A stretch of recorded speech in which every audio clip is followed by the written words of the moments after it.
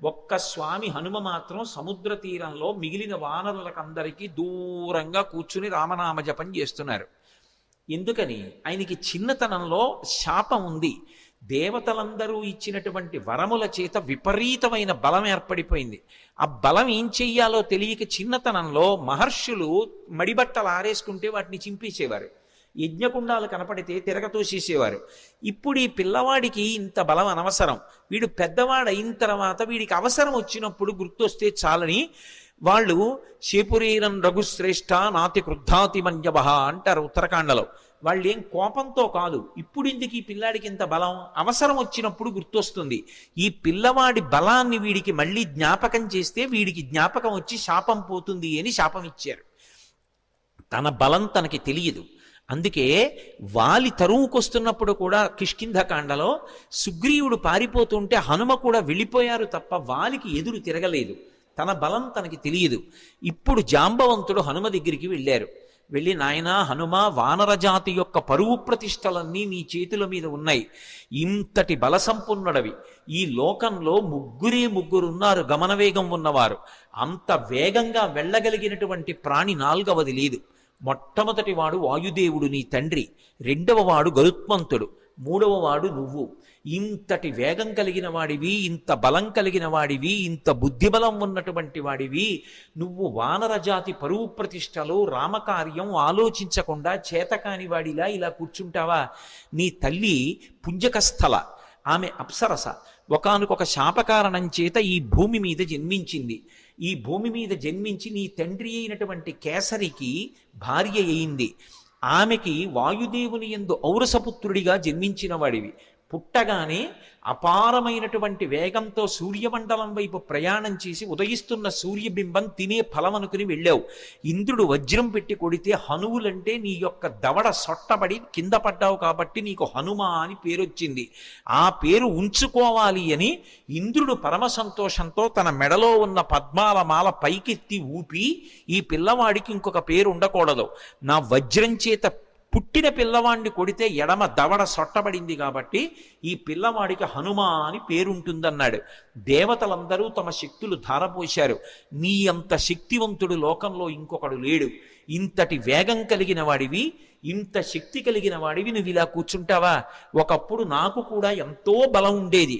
వామనమూర్తిగా శ్రీ మహావిష్ణువు ఈ భూమ్యాకాశములనన్నింటినీ ఆక్రమిస్తే ఇంతంతైవటుడింతయై వరుయుతానింతై అభోవీధిపై అంతై తోయదమండలగ్రమణ కల్లంతై ప్రభారాశిపై అంతై చంద్రునకంతయై ధ్రువునిపై అంతై మహర్వాటిపై అంతై సత్య పదోన్నతుండకుచు బ్రహ్మాండాంత సంవర్ధియ్యి అని పెరిగిపోతే ఆ వామనమూర్తికి త్రివిక్రమావతారానికి 21 మార్లు ప్రదక్షిణం చేశాను నేను.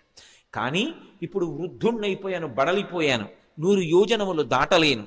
కాబట్టి పిల్లవాడివి, శక్తివంతుడవు, నువ్వు శక్తి పుంజుకొని బయలుదేరాలని జాంబవంతుడు హనుమతో మాట్లాడి ఒక మాట అన్నాడు. హనుమాన్ హరిరాజస్య సుగ్రీవస్య సమోహ్యపి రామలక్ష్మణయోశ్చాపి తేజసాచ బలీనచ. జాంబవంతుడు రామాయణంలో ఏదైనా చెప్పాడు అంటే దానికి ఒక ప్రమాణం ఉంటుంది. ఎందుకంటే సృష్టికర్త అయిన బ్రహ్మగారు ఆవలిస్తే బ్రహ్మగారి అంశతో బయటికి వచ్చినటువంటి వాడు. ఆయన అంటున్నాడు, హనుమాన్ హరిరాజస్య, ఓ హనుమ, నువ్వు వానరులకందరికీ కూడా రాజుతో సమానమైన వాడివి. పేరుకి సుగ్రీవుడు రాజు, కానీ సుగ్రీవుడి కన్నా నువ్వు ఏ విషయంలో తక్కువ కాదు. సుగ్రీవుడే కాదు, రామలక్ష్మణయోశ్చాపి తేజసాచ బలీనచ, రామలక్ష్మణులతో కూడా నువ్వు తేజస్సులో బలంలో సమానమైనటువంటి వాడివి. అటువంటి వాడివి ఇలా కూర్చుంటావా? ఉత్తిష్ట హర్షార్దూల హరిషార్దూల లంఘవస్య మహార్ణవం పరాహి సర్వభూతానాం హనుమన్యా గతిస్తవ. ఓ హనుమ, నీవు నీ బలాన్ని జ్ఞాపకాన్ని తెచ్చుకొని పైకి లేచి ఈ సముద్రాన్ని దాటు. నువ్వు దాటుతున్నప్పుడు ఈ బ్రహ్మాండంలో ఉన్నటువంటి సమస్త భూతములు ఆశ్చర్యపోతాయి నీ గమనశక్తిని చూసి. ఆశ్చర్యపోయి భూతకోటి అంతా లేచి నిలబడి నమస్కరిస్తుంది. అంత వేగంతో వెళ్ళగలిగిన వాడివి. అటువంటి వాడివి ఇలా కూర్చోకూడదు. వానర జాతి పరువంతా నీ చేతిలో ఉంది.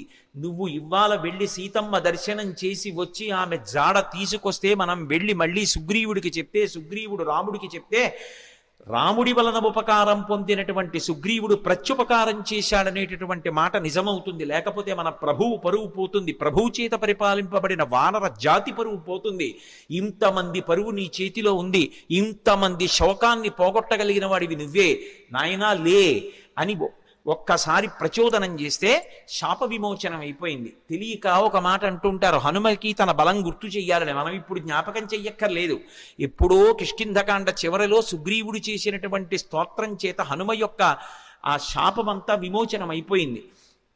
వెంటనే ఆయన తన బలాన్ని తాను జ్ఞాపకానికి తెచ్చుకొని మహేంద్రగిరి మీదకి ఎక్కుతూ అక్కడ నిలబడి ఒక మాట చెప్పారు, నా బలం నాకు జ్ఞాపకానికి వచ్చింది. నాతో సమానంగా వెళ్ళగలిగినటువంటి వాళ్ళు ఇద్దరే. ఒకటి నా తండ్రి వాయుదేవుడు, రెండు గరుత్మంతుడు. నేను ఎంత వేగంగా వెడతానంటే సూర్యుడు ఉదయాద్రి మీద ఉదయించి ప్రయాణం ప్రారంభం చేసినప్పుడు సూర్యుడితో పాటుగా ప్రయాణం ప్రారంభం చేసి సూర్యుడు మధ్యాహ్నానికి ఆకాశం మధ్యలోకి వచ్చేటప్పటికి నేను పశ్చిమాద్రికి వెళ్ళి పశ్చిమాద్రిని ముట్టుకుని మళ్ళీ తిరిగి వచ్చి మధ్యాహ్నం సూర్యబింబాన్ని కలవగలను. అంత వేగంతో వెళ్ళగలను. సముద్రం మీద నేను వెడుతున్నప్పుడు నా వేగాన్ని తట్టుకోలేక నా తొడల యొక్క వేగానికి సముద్రాన్నంతటినీ చాప చుట్టినట్టు చుట్టి నీటిని పైకెత్తి తీసుకుపోగలను. ఆకాశంలో ఉండేటటువంటి మేఘములనన్నిటినీ కూడా నా భుజముల చేత కట్టకట్టి ఈడ్చేయగలను. ఈవలి ఒడ్డున నిలబడి ఆవలి ఒడ్డుని నా చేతితో స్పృశించగలను. పర్వతములను పైకెత్తి ఆడి వాటిని చూర్ణములను చేయగలను. ఈ భూమినంతటినీ చుట్టతాను. సముద్రాలన్నింటినీ కూడా కలచివేసి అవి తమ చెలియల కట్టలు దాటి ప్రవహించేలా చెయ్యగలను. అంతటి శక్తివంతుడనన్న విషయం నాకు అర్థమైంది. ఇప్పుడు నేను లంకాపట్టణానికి బయలుదేరుతున్నాను, మీరు నిశ్చింతగా ఉండండి మహేంద్రగిరి మీద నిలబడి సవేగవాన్ వేగ సమాహితాత్మ హరిప్రవీర పరవీరహంత మనస్సమాధాయ మహానుభావో జగామలంకాం మనసా మనస్వీ అని పూర్తి చేశారు మహర్షి కిష్కింధకాండ. ఆ హనుమ ఇంకా లంకాపట్టణానికి తన శరీరంతో వెళ్ళాలి. కానీ ఆయన అత్యంత ఉత్సాహంతో తన మనసుతో ఏనాడో చేరిపోయారు లంకాపట్టణానికి. శోకమన్నది ఎక్కడుంటుందంటే మనసులో ఉంటుంది. ఆ శోకం పోవడానికి మార్గం ప్రయత్నం ఎక్కడుంటాయంటే మనసులోనే ఉంటాయి. ఆ మనసు పరిపుష్టం కావాలంటే, మళ్ళీ అటువంటి తేజస్సుని పుంజుకోవాలంటే, ఎంత కష్టాన్నైనా దాటగలగాలంటే హనుమ యొక్క అనుగ్రహంతో, సీతారాముల అనుగ్రహంతో మనసు ప్రచోదనం పొందాలంటే సుందరకాండ చదవండి అని చెప్తారు. ఇంతమంది వానరులు ఉత్తర తీరంలో నిలబడిపోతే ఒక్క హనుమ మాత్రం ఎంత ఉత్సాహంగా వెడుతున్నారంటే శత్రుపురానికి మనసుతో ఆయన చేరిపోయారు. ఇక శరీరంతో వెళ్ళాలంతే. అంత అద్భుతమైనటువంటి రీతిలో ప్రయాణం చేయడానికి ఆ మహేంద్రగిరి మీద నిలబడినటువంటి స్వామి హనుమ యొక్క స్థితిని ఆవిష్కరిస్తూ సుందరకాండ ప్రారంభం అవుతుంది. ప్రారంభం చేస్తూ మొదటి శ్లోకంలో మహర్షి అంటారు, తతో రావణనీతాయా సీతాయా శత్రుకర్షణ ఈయేష పథమన్వేష్టం చారణాచరితే పథి. చారణలు ప్రయాణం చేసేటటువంటి మార్గం ఏదుందో ఆ మార్గంలో ప్రయాణం చేసి రావణుడి చేత అపహరింపబడినటువంటి సీతమ్మ జాడ కనిపెట్టడానికి స్వామి హనుమ శత్రుకర్షణుడై సంకల్పమును చేసి ఉన్నారు. ఎవ్వరూ చెయ్యలేనటువంటి సంకల్పం. అవతల దుర్నిరీక్షుడైనటువంటి రాక్షసుడు, అపారమైనటువంటి తపస్సు చేసినవాడు, కాంచనలంకకి అధిపతి, 100 యోజనముల సముద్రాన్ని దాటి వెళ్ళాలి. ఆవలి ఒడ్డున దిగిలి దగ్గర నుంచి విచ్చుకత్తులు పట్టుకుని రాక్షసులు నిలబడతారు. ఎవడి తేజస్సు చూసినంత మాత్రం చేత యమధర్మరాజు గారు కూడా కాకిలో దూరి పారిపోయాడో అంతటి మహాతేజస్ సంపన్నుడు. తన జీవితం మొత్తం మీద రామచంద్రమూర్తి చేతిలో చనిపోకముందు అతను ఓడిపోయింది ఇద్దరి చేతిలోనే. ఒకటి వాలి చేతిలో ఓడిపోయాడు, 2 కార్తవీర్యార్జునుడి చేతిలో ఓడిపోయాడు. దిక్పాలకుర్ని కూడా ఓడించాడు, దేవతల్ని ఓడించాడు, ఇంద్రుణ్ణి ఓడించాడు. అంతటి శక్తివంతుడు, దుర్నిరీక్షుడు, అసలు చూడ్డం కూడా సాధ్యం కాదు. అంతటి తేజస్సుతో వెలిగిపోతుంటాడు. కొన్ని కోట్ల మంది రాక్షసులు నిరంతరం పరివేష్టించి ఉండి లంకాపట్టణాన్ని కాపలా కాస్తూ ఉంటారు. అటువంటి లంకాపట్టణంలో అతను ప్రాణ సమానంగా భావించి దాచినటువంటి సీతమ్మ యొక్క జాడ కనిపెట్టాలనేటటువంటి సంకల్పం చేసుకుని బయలుదేరుతున్నారంటే అటువంటి సంకల్పం చెయ్యగలిగినటువంటి వాడు వేరొకడు ఎక్కడుంటాడు. అందుకని ఈయేష ఎంత గొప్ప సంకల్పం చేశారు. అందుకని ఈయేష పథమన్వేష్టం చారణా చరితేపథి. చారణా చరితేపథి అంటే చారణులు అంటే దేవగాయకులు. రామాయణంలోనే అనేక చోట్ల వాళ్ళ ప్రస్తావన వస్తుంది. శంకర భగవత్పాదులు చేసినటువంటి నవరత్నమాలికా స్తోత్రంలో కూడా చారణుల గురించినటువంటి ప్రస్తావన ఉంటుంది. చారణులు ఎప్పుడు శుభవార్తలు చెప్తూ ఉంటారు. సుందరకాండ ప్రారంభమే శుభవార్తలు దేవతలకి చెప్పేటటువంటి చారణుల యొక్క ఒక్కసారి వాళ్ళ స్మరణతో ప్రారంభమవుతుంది. అంటే సుందరకాండ ఎవరు చదువుతున్నారో ఎవరు వింటున్నారో వాళ్ళు శుభవార్త వింటారు అన్నది అన్యాపదేశంగా వాల్మీకి మహర్షి జాతికి ఇస్తున్నటువంటి అభయం. ఆ చారణులు దేవగాయకులు. వాళ్ళు భూమికి దగ్గరగా తిరుగుతూ ఉంటారు. వారు భూమి మీద దిగరు, ఆకాశ మార్గంలో వెడుతూ ఉంటారు.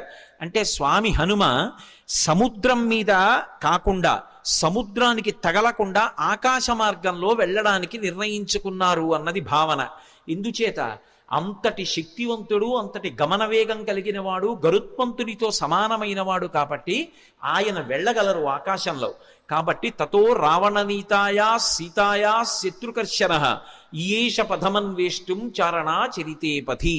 అదే శ్లోకం సంసారం అనేటటువంటి సముద్రాన్ని తరించడానికి ఎటువంటి ఉపాయములను అనుష్ఠిస్తారో అటువంటి ఉపాయములు హనుమ ద్వారా ఆవిష్కరింపబడిన కాండ కాబట్టి అదే శ్లోకాన్ని వేరొక రకంగా అన్వయం అయినప్పుడు హనుమ వలన మాత్రమే మళ్ళీ అందులో ఇంకొక విషయం ఆవిష్కరింపబడుతుంది. ఆయన చారణా చరితేపథి, చారణులు వెళ్ళినటువంటి మార్గంలో వెడుతున్నారు. చరణము అన్న మాట దేనికి అన్వయం అవుతుందంటే ప్రధానంగా వేదంలో ఉండేటటువంటి మంత్రభాగాలు ఉంటాయి. వేదంలో ఉండేటటువంటి మంత్రభాగాలకి సంబంధించినటువంటి విభాగాల్ని చరణములు అని పిలుస్తారు. చారణ చరితేపథి అంటే వేదము చేత చెప్పబడినటువంటి సంప్రదాయబద్ధమైనటువంటి మార్గంలో ప్రయాణం చేసి బ్రహ్మ విద్యాస్వరూపిణి అయినటువంటి సీతమ్మ జాడ తెలుసుకోవడానికి ఒక గొప్ప ఉపాసకుడు ఉపాసన ప్రారంభం చేశాడు. అంతర్ముఖత్వాన్ని, లంక అనబడేటటువంటి ఈ శరీరం లోపలికి వెళ్ళి ఇక్కడే ఉన్నటువంటి సీతమ్మ యొక్క దర్శనానికి వెడుతున్నాడు. అలా వెడుతున్నవాడు మహాసాధకుడు, మహాపురుషుడు. ఆయన తప్ప మిగిలిన వాళ్ళు ఈ కంటితో ఎదురుగుండా ఉన్న వాటిని చూసి ఆనందపడుతుంటే, భోగం అనుభవిస్తుంటే ఆయన ఈ కన్నులు మూసి వేదము చేత చెప్పబడినటువంటి మంత్రములను ప్రమాణంగా తీసుకుని చారణా చరితేపథి ఆ వేదము చెప్పిన సంప్రదాయ పద్ధతిలో అంతర్ముఖత్వంతో లోపల ఉన్నటువంటి బ్రహ్మ విద్యాస్వరూపిణి అయినటువంటి జగన్మాత దర్శనానికి బయలుదేరుతున్నారు. ఇది చెప్పడం ఆ శ్లోకానికి ఉన్నటువంటి ఆంతరమైనటువంటి అర్థం. అందులో రావణ అన్న చోట మధ్యలో ఉన్నటువంటి వా గాయత్రీ మహామంత్రంలో ఉన్నటువంటి బీజాక్షరం. అక్కడికి వచ్చేటప్పటికి బీజాక్షరం ప్రతిపాదింపబడింది. గాయత్రీ మంత్రం ఒక్కదానికి ఒక ప్రత్యేకత. 24 అక్షరాలు బీజాక్షరాలే. 24 అక్షరాలకి ఋషులున్నారు, 24 అక్షరాలకి అధిష్టాన దైవాలు ఉన్నారు. ప్రత్యేకించి ఈ వా అన్న అక్షరాన్ని రోజు గాయత్రీ మహామంత్రంలో అంతర్భాగంగా ఎవరు జపం చేస్తారో వాళ్ళకి అజ్ఞానము తొలగిపోయి జ్ఞానము కలుగుతుంది.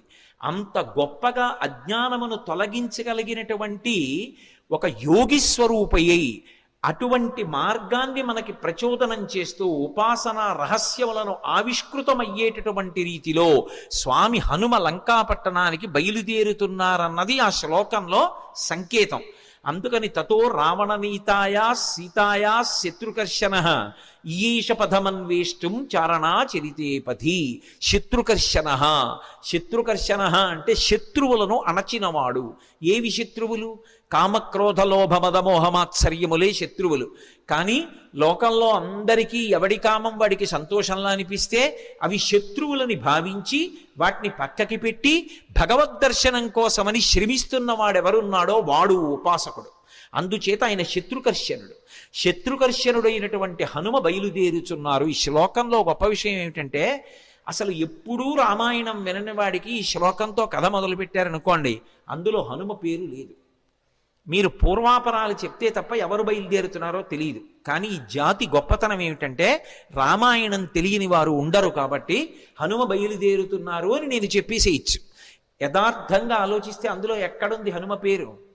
ఆ ప్రారంభ శ్లోకంలో తతో రావణ నీతాయా సీతాయా శత్రుకర్షణ ఈయేష పదమన్వేష్టం చారణా చరితే పథి. ఆయన బయలుదేరుతున్నారు. ఎవరాయన? హనుమ. అంటే కిష్కింధకాండతో అన్వయం చేయి. సుందరకాండని సుందరకాండగా మొదలు పెట్టేయవద్దు. సుందరకాండ గొప్పతనం తెలియాలంటే, రామకథా బలం తెలియాలంటే, హనుమ యొక్క వైభవం తెలియాలంటే, అందరూ సంతోషాన్ని పొందడం మొదలైందని తెలియాలంటే, ఆయన ప్రయాణించేటటువంటి ఆయన శక్తి నీకు తెలియాలంటే కిష్కింధకాండతో అన్వయం చేసి సుందరకాండ మొదలుపెట్టు సుమా. అన్యాపదేశంగా మహర్షి యొక్క సంకేతం. అందుకని ఇప్పుడు స్వామి బయలుదేరడానికి సిద్ధంగా ఉన్నారు. ఆ నిలబడినటువంటి స్వామి యొక్క మూర్తిని వర్ణిస్తూ అంటారు ఆయన, దుష్కరం నిష్ప్రతిద్వంద్వం చికీర్షం కర్మవానర సముదగ్ర శిరోగ్రీవో గవాంపతిరివా బభౌ అంటారు. ఆయన తల బాగా రిక్కించి 2 చేతులు నడుం మీద పెట్టి బలాన్ని పుంజుకుని దూరంగా 100 యోజనముల సముద్రాన్ని చూస్తూ ఆ దక్షిణ దిక్కు వంక చూస్తూ నిలబడితేట ఆయన ఎలా ఉన్నారంటే, ఎదురుగుండా ఒక పెద్ద ఆబోతు నిలబడిందా అన్నట్టుగా ఉన్నారట. ఆబోతు నిలబడిందా అన్నట్టుగా ఉన్నారన్న దాంట్లో ఒక సంకేతం. ఆబోతు అంటే నందీశ్వరుడు. నందీశ్వరుడు అంటే లోపల ఆనందం పొందుతూ ఉంటాడు. నంది శివాలయంలో ఎప్పుడు శివలింగాన్ని చూస్తూ ఉంటాడు. ఆయన దగ్గరికి వెళ్ళి మీరు మేళం చెయ్యండి, రోహిణీ కార్తెలో ఎండ రానివ్వండి, రోళ్ళు పగిలిపోతుండనివ్వండి, హోరుమని వర్షం పడుతుండనివ్వండి, భక్తి ఎక్కువైపోయాయని తోక కింద దీపం పెట్టండి, అరటిపండు ముక్క తీసుకెళ్ళి ఆయన మూతికి రాసేసి గాజు ఈగలు ముక్కులో దూరనివ్వండి, ఆయన తల కూడా ఇలా కనపడు. పృష్ఠభాగాన్ని ప్రపంచానికి ఇస్తాడు, దృష్టిని శివలింగం మీద పెడతాడు. దుష్కరం నిష్ప్రతిద్వంద్వం చికీర్షం కర్మవానర సముదగ్ర శిరోగ్రీవో గవాంపతిరివా బభౌ. అసలు ఆ శ్లోకాన్ని చదవడం కష్టం.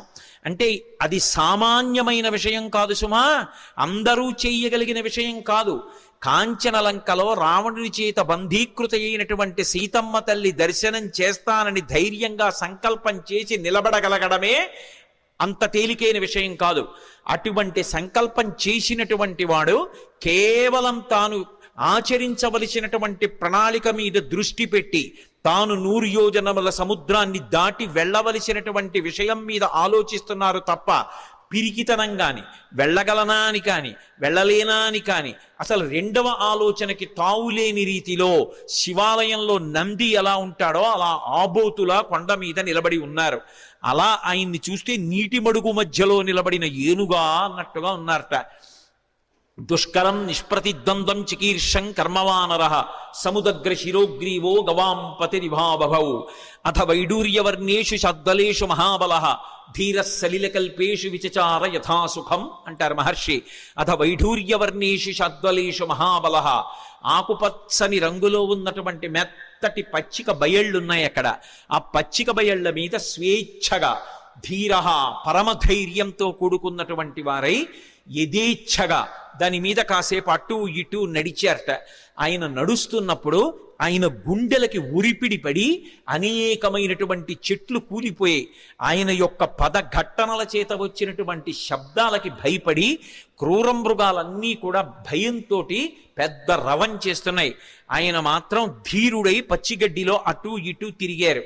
అంటే లౌకికమైనటువంటి భోగములను త్రోసిరాజని శరీరం ఎంత క్లేశం పొందినా ఒకప్పుడు పాతాళలింగం దగ్గర కూర్చుని ధ్యానం చేస్తున్నటువంటి భగవాన్ రమణుల తొడల కింద తేళ్లు జెర్రిలు చేరి కరి చేస్తే నిత్తురు కారిపోయి మాంసం బయటికొచ్చి అట్టలు కట్టినా స్పృహ లేక అన్ని భోగములను విసర్జించి కటిక చీకట్లో ముళ్ళకంపల్లో భగవద్ దర్శనాన్ని అపేక్షిస్తూ ధ్యానమనందు నిలబడిపోయినటువంటి భగవాన్ రమణుల యొక్క స్థితి ఎలా ఉంటుందో అలా సమస్త భోగములను త్రోసిరాజని శరీరం ఎంత క్లేశపడినా భగవద్దర్శనాభిలాషి అయి ఆ లంకాపట్టణాన్ని చేరడానికి సీతామాత దర్శనానికి ఉద్యుక్తులవుతున్నటువంటి హనుమ యొక్క ఆ తిరుగులేనటువంటి విశ్వాసమునకు ఆయన యొక్క నిర్ణయానికి ప్రతీకగా నిలబడినటువంటి ఆ బాహ్య స్థితిని ఆవిష్కరిస్తుంది శ్లోకం. అందుకని అథ వైడూర్యవర్ణేషు శాద్వలేషు మహాబల ధీర సలిలకల్పేషు విచచార యథాసుఖం. ఆయన బయలుదేరడానికి సిద్ధపడి ఒక్కసారి దక్షిణ దిక్కు వంక చూశారు. స సూర్యాయ మహేంద్రాయ పవనాయ స్వయంభువే భూతేభ్యశ్చంజలిం కృత్వా చకార గమనేమతిం. ఇక బయలుదేరడానికి సిద్ధపడుతున్నారు. సిద్ధపడుతూ ఒక్క నమస్కారం చేశారు. ఇది మనకి సంప్రదాయాన్ని చెప్తుంది. లోకంలో అన్నిటికన్నా గొప్పది ఇది అంటే నమస్కారం. నమస్కారం అంటే దానికి ఒక భంగిమ ఉంది. ఒకేలా నమస్కారం పెట్టాలని లేదు. కానీ నమస్కారం ఎలా చేయాలన్నది మాత్రం శాస్త్రం చెప్పింది. ఒకటి, ఇలా రెండు చేతులు కలిపి ఇలా బుద్ధిస్థానమైన తల తాటిస్తే 5 కర్మేంద్రియములు 5 జ్ఞానేంద్రియములు బుద్ధి 11ంటిని మీ పాదముల దగ్గర న్యాసం చేశాను. మీరు నన్ను పైకెత్తి నా కర్మేంద్రియములు జ్ఞానేంద్రియములు బుద్ధి కలిసి నేను ఉన్నత పదంలో నడిచేటట్టుగా నన్ను అనుగ్రహించండి అని ఎవరికి నమస్కారం చేశారో వారి మీద మీ భారం పెట్టినట్టు. నమస్కారం చెయ్యడం తేలిక, తెలిసి నమస్కారం చేయడం చాలా కష్టం. తెలిసి నమస్కారం చేసిన వాడిని అనుగ్రహించడానికి అందుకునేటటువంటి వాడికి కర్తవ్యం మరింత పెద్దది ఉంటుంది. ఏదో నమస్కారం చేయడం వేరు, నమస్కారం చేసినటువంటి వాడిని పైకెత్తిన వాడు ఎవరుంటాడో వాడి మీద కర్తవ్యం పెరిగిపోతుంది. వచ్చి పడిపోతారు. నేల మీద పడితే ప్రణిపాతం అంటారు. స్వర్ణదండం ఎలా పడిపోతుందో అలా పడిపోతారు. అలా పడిపోతే దాని అర్థం ఏమిటంటే ఎంత కింద పడిపోవచ్చో అంత కింద పడిపోయాను, ఇంకింతకన్నా కింద పడిపోవడానికి అవకాశం లేదు. మీరు క్రింద పడలేదు, కూర్చునున్నారు, నిలబడి ఉన్నారు. క్రింద పడిన నన్ను పైకెత్తండి అని అడిగినట్టు. క్రింద పడిపోయిన వాడిని ఏం చెయ్యాలి? నోటి మాటతో అయ్యో లేవండి అనాలి, లేదా భుజములు పట్టి పైకెత్తాలి. లేవండి అన్నందుకు, భుజములు పట్టి పైకెత్తినందుకు జీవితంలో కూడా అతన్ని పైకెత్తవలసిన కర్తవ్యం నమస్కారం అందుకున్న వాడి మీద ఉంటుంది. నమస్కారం పెట్టించుకోవడం, నమస్కారం అందుకోవడం అంత తేలిక కాదు. నమస్కారాలు పెట్టించుకోవడం అంత బరువైనటువంటి విషయం. అంత జాగ్రత్తగా ఉండాలి అలా నమస్కారం పెట్టేవాళ్ళు ఉంటే. అలాగే అభివాదము అంటారు. 2 చెవులు పట్టుకుని చతుస్సాగర పర్యంతంగో బ్రాహ్మణేభ్య శుభం భవతు అంటూ చెప్తారు. అది చెప్పినప్పుడు పాదాల దగ్గర పట్టుకుని చేతులు మెల్లమెల్లగా పైకి తీసి మోకాళ్ళ దగ్గర పట్టుకుని వంగి చేయి అడ్డు పెట్టుకుని అప్పుడు అభివాదం చెప్పాలి, పేరు చెప్పాలి. పేరు చెప్పారు అంటే అభివాదం చేశారు అంటారు. అలా ఎక్కడ పడితే అక్కడ ఫోన్లోనూ అభివాదాలు చేయకూడదు. అభివాదం చేశారంటే అవతల వారు ప్రశాంతంగా ఉండాలి. మీ గురించి వినడానికి వారు ప్రశాంతంగా ఉంటే అప్పుడు మాత్రమే అభివాదం చేసి చెప్పాలి తప్ప సభలోకి వస్తున్నప్పుడు, సభలో ఏదో ఇక ఉపన్యాసానికి పైకి వెళ్ళిపోయేటప్పుడు అప్పుడు వచ్చి చతుస్సాగర పర్యంతం అని అభివాదాలు మొదలు పెట్టకూడదు. అభివాదం ఎక్కడ చెయ్యాలో అక్కడే చెయ్యాలి. ఏ కారణం చేత కూడా నమస్కారం ఇలా చెయ్యక్కర్లేదు. ఇలా నమస్కారం చెయ్యమని ఏ శాస్త్రంలోనూ లేదు. అలా చెయ్యక్కర్లేదు నమస్కారం. నమస్కారం అంటే అలాగే చెయ్యాలి. నమః, నేను కాదు అని అలా చేసినటువంటి నమస్కారం ఏది ఉంటుందో ఆ నమస్కారం ఒక్కటి తెలిసి చేసినంత మాత్రం చేత జీవితంలో అందుకోవలసినటువంటి స్థితికి వెళ్ళిపోతాడు. మొట్టమొదట సంప్రదాయంలో నమస్కారం ఎవరికి అందాలంటే గురువు గారికి అందాలి. అందుకే ఆ నమస్కారం ఇప్పుడు చేస్తారంటే నిద్రమంచం మించి లేచి లేవగానే కుడికాలు కింద పెట్టేటప్పుడు సముద్రవసనీదేవి పర్వత స్తనమండలే విష్ణుపత్ని నమస్తుభ్యం పాదాహతిం క్షమస్వమే అని భూదేవి మీద కాలు పెడుతున్నాను కాబట్టి అమ్మ దిక్కు లేక కాలు పెడుతున్నాను క్షమించమని కాలు పెట్టి నిలబడగానే నేల మీద పడిపోవాలి. అది పడక గది కానివ్వండి, ఏది కానివ్వండి, నేల మీద పడి గురువుగారి పాదాలు స్మరించాలి. గురువుగారు వచ్చి ఎదురుగుండా నిలబడ్డారని భావన చేసి గురువుగారికి నమస్కారం చేసి లేచి నిలబడాలి. అందుకని గురువు గారితో ప్రారంభం. ఏది మొదలు పెట్టండి, గురువు గారికి వందనం చేసి మొదలు పెడతారు. గురువు గారే నా చేత చేయిస్తున్నారని. మళ్ళీ అయిపోయిన తరువాత గురుమండలానికి అంతటికీ నమస్కారం. అదే మంగళాశాసన పరై మదాచార్య పురోగమై అని గురువుకి నమస్కారం చేసి పూర్తి చేస్తారు. మొట్టమొదట గురువుకి నమస్కారం చేయాలి. గురువు చేసిన ఉపకారం చెయ్యగలిగిన వాడు లోకంలో ఎవ్వరు ఉండడు. తల్లిదండ్రులు కూడా శరీరాన్ని ఇస్తారు. మళ్ళీ శరీరంలోకి రావలసిన అవసరం లేని జ్ఞానం ఇవ్వగలిగిన వాడు గురువు ఒక్కడే. అటువంటి గురువుకి నమస్కారం చెయ్యడం వినా అసలు మనం చెయ్యగలిగినది ఇంకొకటి ఉండదు. ఎందుకంటే గురువుకి ఈశ్వరుడు తప్ప ఇంకేం అక్కర్లేదు. అటువంటి గురువుకి మీరేం పట్టుకొచ్చిస్తారు? అంతటా నిండిపోయినటువంటి మనసు కలిగినటువంటి గురువుకి పంచల చాపు నీయగలిగిన సాలెవాడు ఈ భూమి మీద పుట్టలేదు. గురువుకి చేసేది నమస్కారం ఒక్కటే. అందుకే రుక్మిణీదేవి అంటుంది భాగవతంలో, జలజాతిక్షణు తోడి తెచ్చితివి నా సందేశముని చెప్పి నను నిలువం పెట్టితివి నీ కృపన్ బ్రతికితిన్ నీకన్న పుణ్యాత్మకులు కలరే దీనికి నీకున్ ప్రత్యుపకృతిన్ చేయంగనేనేర అంజలి ఘటించదభుసురాన్వయమణి సద్బంధు చింతామణి అంటుంది. అంజలి అంటే రెండు చేతులు ఇలా పెట్టి నమస్కరిస్తే అంజలి పట్టారు అంటారు. అంజలి ఘటించదభుసురాన్వయమణి సద్బంధు చింతామణి అంటుంది. గురువు గారిని తలుచుకుని నమస్కారం చెయ్యకుండా ఏ కార్యం చెయ్యకూడదు. శ్రీ గురుభ్యో నమః అని ప్రారంభం. అందుకే హనుమ సంప్రదాయాన్ని నేర్పుతున్నారు, లేదా రామాయణము వేదోపబృంహణము మనం ఎలా బ్రతుకాలో నేర్పుతుంది. సూర్యాయ సూర్యభగవానుడికి నమస్కారం. వెడుతున్న కార్యం లంకాపట్టణానికి వెళ్ళి సీతమ్మను అన్వేషించాలి. శరీరంలో అవయవాలకు బలం ఉండాలి. అవతల శత్రువుల్ని మర్దించాలి. రావణుడితో మాట్లాడాలి. సీతమ్మ దర్శనం చెయ్యాలి. దీనికి ఇంద్రియములన్నిటికీ కూడా పటుత్వం ఉండాలి. సమస్త ఇంద్రియములకు పటుత్వమునివ్వగలిగినటువంటి మహేంద్రుడికి నమస్కారం. సూర్యాయ మహేంద్రాయ పవనాయ ఈ శరీరాన్నిచ్చినటువంటి నా తండ్రి వాయుదేవుడికి నమస్కారం. స్వయంభువే, స్వయంభువే అంటే బ్రహ్మగారిని ఒక అర్థం, లేదా రామచంద్రమూర్తికే నమస్కారం చేశారని ఒక అర్థం. స్వయంభువే భూతేభ్యశ్చాంజలిం కృత్వా సమస్త భూతకోటికి నమస్కరిస్తున్నాను.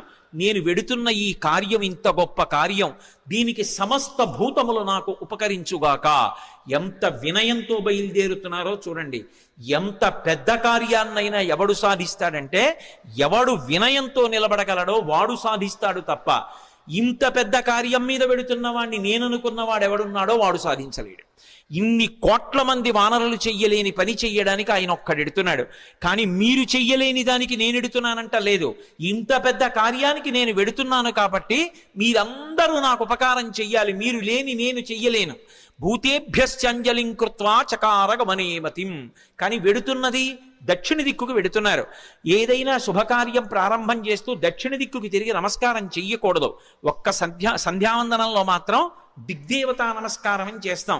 చేసినప్పుడు 4 దిక్కులకి పైకి కిందకి కూడా నమస్కారం చేస్తాం. ఉత్తప్పుడు ఎప్పుడూ కూడా దక్షిణ దిక్కుకి తిరిగి నమస్కారం చేయకూడదు. అలా చేస్తే అది పితృలోకాధిపతి అయినటువంటి యమధర్మరాజు గారికి అందుతుంది. అందుకని దక్షిణ దిక్కుకి నమస్కారం చెయ్యరు. కాబట్టి దక్షిణానికి చెయ్యకూడదు. కాబట్టి సంప్రదాయంలో తేజస్సు పెరగాలి అంటే తూర్పు దిక్కుకి తిరిగి నమస్కారం చెయ్యాలి. అంజలిం ప్రాముఖ కుర్వన్ పవనాయాత్మయోనయే తతో హి బహృదే గంతుం దక్షిణో దక్షిణాం దిశం. దక్షిణ దిక్కుకు వెళ్ళడానికి తన శరీర బలాన్నంతటినీ కూడా పుంజుకుని శరీరాన్ని పెద్దదిగా పెంచే ముందు ఒక్కసారి తూర్పుకి తిరిగారు. దక్షిణానికి ప్రయాణం. కానీ తూర్పుకి తిరిగి అంజలి ఘటించారు సూర్యనారాయణమూర్తికి. అంజలి ఘటించి తన తండ్రి అయినటువంటి వాయుదేవుడికి ఇంకొక్క మారు నమస్కారం చేశారు. శరీరాన్నిచ్చినటువంటి తండ్రి అంటే శంకరాయచ మయస్కరాయచ అంటుంది. పరమశివుడు ఇంట్లో తిరిగితే కరచనాదులతో అదే తండ్రి. అటువంటి తండ్రి రూపంలోనే పరమేశ్వరుడు తిరుగుతూ ఉంటాడు అని. అటువంటి తండ్రికి వేరొక్క పర్యాయం నమస్కారం చేశారు. అంజలిం ప్రముఖ కుర్వన్ పవనాయత్మయోనయే తతోహి వవృతే గంతుం దక్షిణో దక్షిణాం దిశం. ఇప్పుడు ఇక బయలుదేరాలి. పెద్ద శరీరాన్ని పర్వతంలా పెంచారు. పెంచి ఇక బయలుదేరడానికి సిద్ధపడుతూ సచచాలాచలశ్చాపి ముహూర్తం కపిపీడిత తరూణాం పుష్పితాగ్రాణాం సర్వం పుష్పమశాచయత్ గిరిణా పీడ్యమానేనా పీడ్యమానాని సర్వశః గుహావిష్టాని భూతాని వినేదుర్వికృతైశ్వరైః తాస్తథా సవిషైర్దష్టా కుపితైస్తైర్మహాశిలాః జజ్జ్వల పావకో దీప్తా బిబిదుశ్చ సహస్రధా యాని ఔషధజాలాని తస్మిన్ జాతాని పర్వతే విషఘ్నాన్యపి నాగానాం నశేకుష్యమితుం విషం అన్నారు మహర్షి. ఎంత అద్భుతంగా వర్ణించారో. పర్వతాకారుడై నిలబడి ఆ మహేంద్ర పర్వతాన్ని తన 2 పాదముల చేత గట్టిగా పీడించారు. ఆ తొక్కి పట్టేటప్పటికి గుహలన్నీ కూడా మూసుకుపోయాయి. ఆ మూసుకుపోయే ముందు ఆ పర్వతం కదిలింది. కదిలి చెట్లకున్నటువంటి పువ్వులన్నీ రాలిపోయాయి. ఆ రాలిపోయినటువంటి పువ్వులన్నీ ఆయన ఒంటి మీద మహేంద్రగిరి మీద పడ్డాయి. ఇది మహేంద్రగిరి పుష్పాల కొండ అనిపించింది. ఆయన ఒళ్ళంతా పువ్వులు. ఇంకొంచెం నొక్కారు. గుహావిష్టాని భూతాని వినేదుర్వికృతైశ్వరై. అందులో పెద్ద పులులు, సింహాలు, రకరకాలైన క్రూర జంతువులు ఉన్నాయి. ఆ గుహల్లో పడుకున్నాయి. ఎప్పుడైతే గుహ నొక్కుకుపోతోందో అవి బయటికి పారిపోదామని లేచి బయటికి వస్తున్నాయి. నడుందాకా బయటికి వచ్చేటప్పటికి గుహ నొక్కుకుపోయింది. సగం శరీరం లోపలుండిపోయింది, సగం శరీరం బయట ఉండిపోయింది. అప్పటి వరకు ప్రశాంతంగా ఉన్నటువంటి మహేంద్రగిరి ఒక్కసారి క్రూర మృగాల యొక్క పెద్ద పెద్ద అరుపులతో కొండంతా నిండిపోయింది. ఉత్తర క్షణం ఆశ్చర్యపోయారు, ఏమైంది ఈ కొండకి? ఈ కొండ బద్దలైపోతోందా? ఎవరైనా రాక్షసులు వచ్చి దీన్ని భేదిస్తున్నారా అని. అంత పెద్ద అరుపులతో నిండిపోయింది.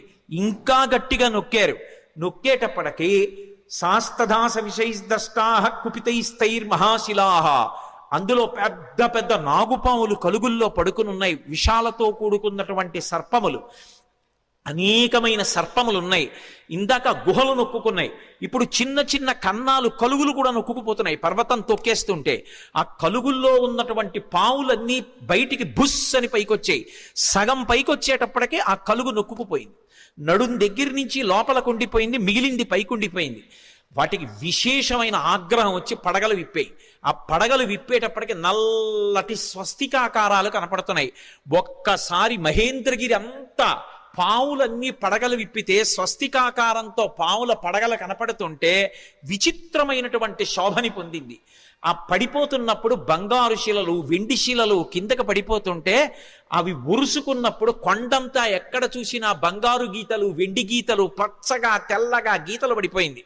ఈ బయటికి వచ్చేసినటువంటి పావులు ఇవన్నీ ఎంతసేపట్లో?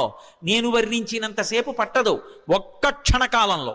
బయటికి వచ్చినటువంటి పాములు తమ పడగలు విప్పి ఆ బాధ తట్టుకోలేక పక్కన ఉన్నటువంటి శిలల్ని కాటువేశాయి. వాటి విషం వచ్చి శిలలకి తగిలేటప్పటికీ ఆ శిలల్లోంచి అగ్నిహోత్రం పుట్టి ఒక్క క్షణంలో మహేంద్రగిరి అంతా కూడా అగ్నిహోత్రంలో తగలబడిపోతోంది. అక్కడ అనేకమైనటువంటి ఓషధులు ఉన్నాయి. యాని ఔషధజాలాని తస్మిన్ జాతాని పర్వతే విషఘ్నాన్యపి నాగానాం నశేకుష్యమితుం విషం.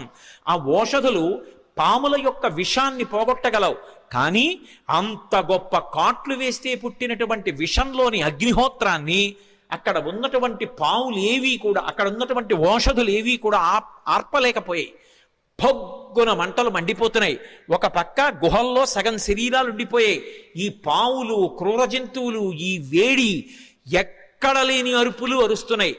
అలా అరుస్తున్నటువంటి సమయంలో అక్కడ విద్యాధరులు, గంధర్వులు మొదలైనటువంటి వాళ్ళు బంగారు పాత్రలు తెచ్చుకుని అందులో మద్యం పోసుకుని మంచి మంచి మాంసాలు తెచ్చుకుని తింటూ, ఎద్దుల యొక్క తోళ్లు భూమి మీద పరుచుకుని తమ కాంతలతో కలిసి కూర్చొని మాంసం తింటూ మద్యం సేవిస్తున్నారు. అకస్మాత్తుగా కొండ కదిలిపోయింది. దర్శయంతో మహావిద్యాం విద్యాధర మహర్షయ సహితాస్తస్తురాకాశే వీక్షాంచకృష్య పర్వతం. దర్శయంతో మహావిద్యాం అంటారు మహర్షి. విద్యాధరులు, గంధర్వులు తమ యొక్క మహావిద్యని ప్రదర్శించారు. ఏమిటా మహావిద్య అంటే, కొండంతా కదిలిపోయి పావులన్నీ పైకి లేచి క్రూర మృగాలు అరిచి చెట్లన్నీ అకస్మాత్తుగా పువ్వులు కురిసేసి పెద్ద పెద్ద అరుపులు అరిచి అగ్నిహోత్రం పుట్టేసింది. బంగారు పాత్రలు వదిలేశారు, మద్యం వదిలేశారు, ఆహారం వదిలేశారు, ఎద్దుల తోళ్లు వదిలేశారు. భార్యల్ని మాత్రం చంకలో పట్టుకుని అకస్మాత్తుగా ఆకాశంలోకి ఎగిరిపోయి ఆధారం లేకుండా వాళ్ళు ఆకాశంలో నిలబడ్డారు. నిలబడి కాలిపోతున్నటువంటి మహేంద్రగిరిని చూశారు. చూసి ఆశ్చర్యపోయి వీక్షాంచకృష్య పర్వతం, ఏమి ఈ కొండ బద్దలైపోతోందా ఏమి? ఎవరూ కనపట్టలేదు. ఏమైంది ఈ కొండకు? అసలు ఏం జరిగి అకస్మాత్తుగా మహేంద్రగిరి ఇలా అయిపోతోందని తెల్లబోయారు. వాళ్ళలా తెల్లబోతుండగా మహర్షులు, దేవగాయకులైనటువంటి చారణులు మొదలైనటువంటి దేవతల సంఘాలుగా నిలబడి చెప్పుకుంటున్నారు. ఏష పర్వత సంకాచో హనుమాన్ మారుతాత్మజ తితీర్షతి మహావేగ సముద్రం మకరాలయం. మొసళ్లతో కూడుకున్నటువంటి, రాక్షసులతో కూడుకున్నటువంటి 100 యోజనముల లవణ సముద్రాన్ని తాను దాటి వెళ్ళి వానరజాతి పరువు ప్రతిష్టలు నిలబెట్టి సీతమ్మ జాడ తెలుసుకుని రామచంద్రమూర్తికి నివేదించడానికి పర్వత శరీరుడైనటువంటి స్వామి హనుమ పరాక్రమాన్ని పుంజుకుని దీన్ని లంఘించడానికి సిద్ధపడుతున్నారు. ఆశ్చర్యం! ఎవరి కోసం ఇంత కష్టపడుతున్నారు? రామార్థం వానరార్థం చ చికీర్షం కర్మదుష్కరం సముద్రస్య పరంపారం దుష్ప్రాపం ప్రాప్తుమిచ్చతి. రాముడి కోసం, వానరుల కోసం స్వార్థత్యాగం చేసి తాను ఇంత క్లేశపడుతూ ఈ సముద్రాన్ని దాటడానికి అదిగదిగదిగో స్వామి హనుమ బయలుదేరుతున్నారని ఆ విద్యాధరులందరూ లేచి నిలబడి ఆయనకి నమస్కరించి స్తోత్రం చేస్తున్నారు. ఇక బయలుదేరడానికి సిద్ధపడ్డారు. ఒక్కసారి తన బలాన్నంతటినీ పుంజుకున్నారు. ఒంటి మీద ఉన్నటువంటి వెంట్రుకలన్నీ నిక్కపొడుచుకున్నాయి. చెవులు రిక్కించారు. కళ్ళు రెండు దృష్టి నిలబెట్టి 100 యోజనముల సముద్రం వైపు చూశారు. సచిచాలాచలశ్చాపి ముహూర్తం కపిపీడిత అని దుదివీచ సరోమాణి చకంపే చాచలోపమః బాహూసం స్తంభయామాస మహాపరిగసన్నిభౌ సపారచ కపిక్కట్యాం చరణౌ సంచుకూచ. ఆయన వెంటనే ఆ ఒంటి మీద వెంట్రుకలు నిక్కపొడుచుకుని ఉన్నాయి. ఆ తోక ఒక్కసారి ఇలా పైకెత్తారు. గరుత్మంతుడు సముద్రం మీద వెడుతూ పావుని తన్నుకుపోతున్నప్పుడు ఎలా ఉంటుందో అలా ఉన్నటువంటి తోకని ఝుళిపించి నేలకేసి కొట్టారు. కొట్టి ఆ 2 చేతులు పైకెత్తి ఇలా పరిగలు బిగించినట్టు బిగించారు. మహాపరిగసన్నిభౌ సపాదచ కపిక్కట్యాం చరణౌ సంచుకోచ. కాళ్ళు వంచారు, మోకాళ్ళు కొద్దిగా కిందకి ఉంచారు, నడుం సన్నం చేశారు, హృదయాన్ని బాగా విశాలం చేశారు.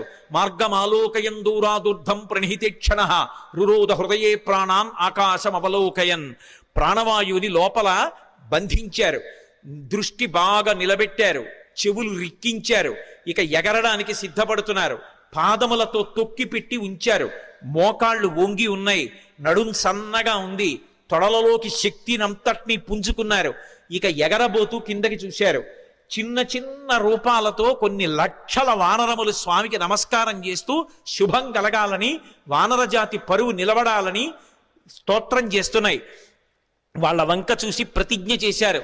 తతో రావణనీ నేను బయలుదేరే ముందు యథా రాఘవ నిర్ముక్త శరశ్వసన విక్రమ గచ్చేతద్గమిష్యామి లంకాం రావణపాలితాం నహి ద్రక్ష్యామి ఇది లంకాయాం జనకాత్మజాం అనీన విహివేగేన గమిష్యామి సురాలయం బద్ధ్వా రాక్షస రాజేన మానయిష్యామి రావణం సర్వదా కృతకార్యోహామీష్వామి సహసీతయా అన్నారు.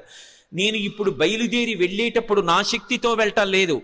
రామచంద్రమూర్తి తన ఎడమ చేత్తో బంగారు కోదండాన్ని పట్టుకుని అక్షయ బాణతూణీరంలోంచి బాణాన్ని తీసి కుడి చేతితో వింటినారికి సంధించి ఆకర్ణాంతంలాగి విడిచిపెట్టబడినటువంటి రామబాణం మధ్యలో ఆగకుండా వెళ్ళి లక్ష్యం మీద ఎలా పడిపోతుందో అలా రామచంద్రమూర్తి యొక్క అనుగ్రహాన్ని పొందినటువంటి నేను లంకాపట్టణం మీద వెళ్ళి పడతాను.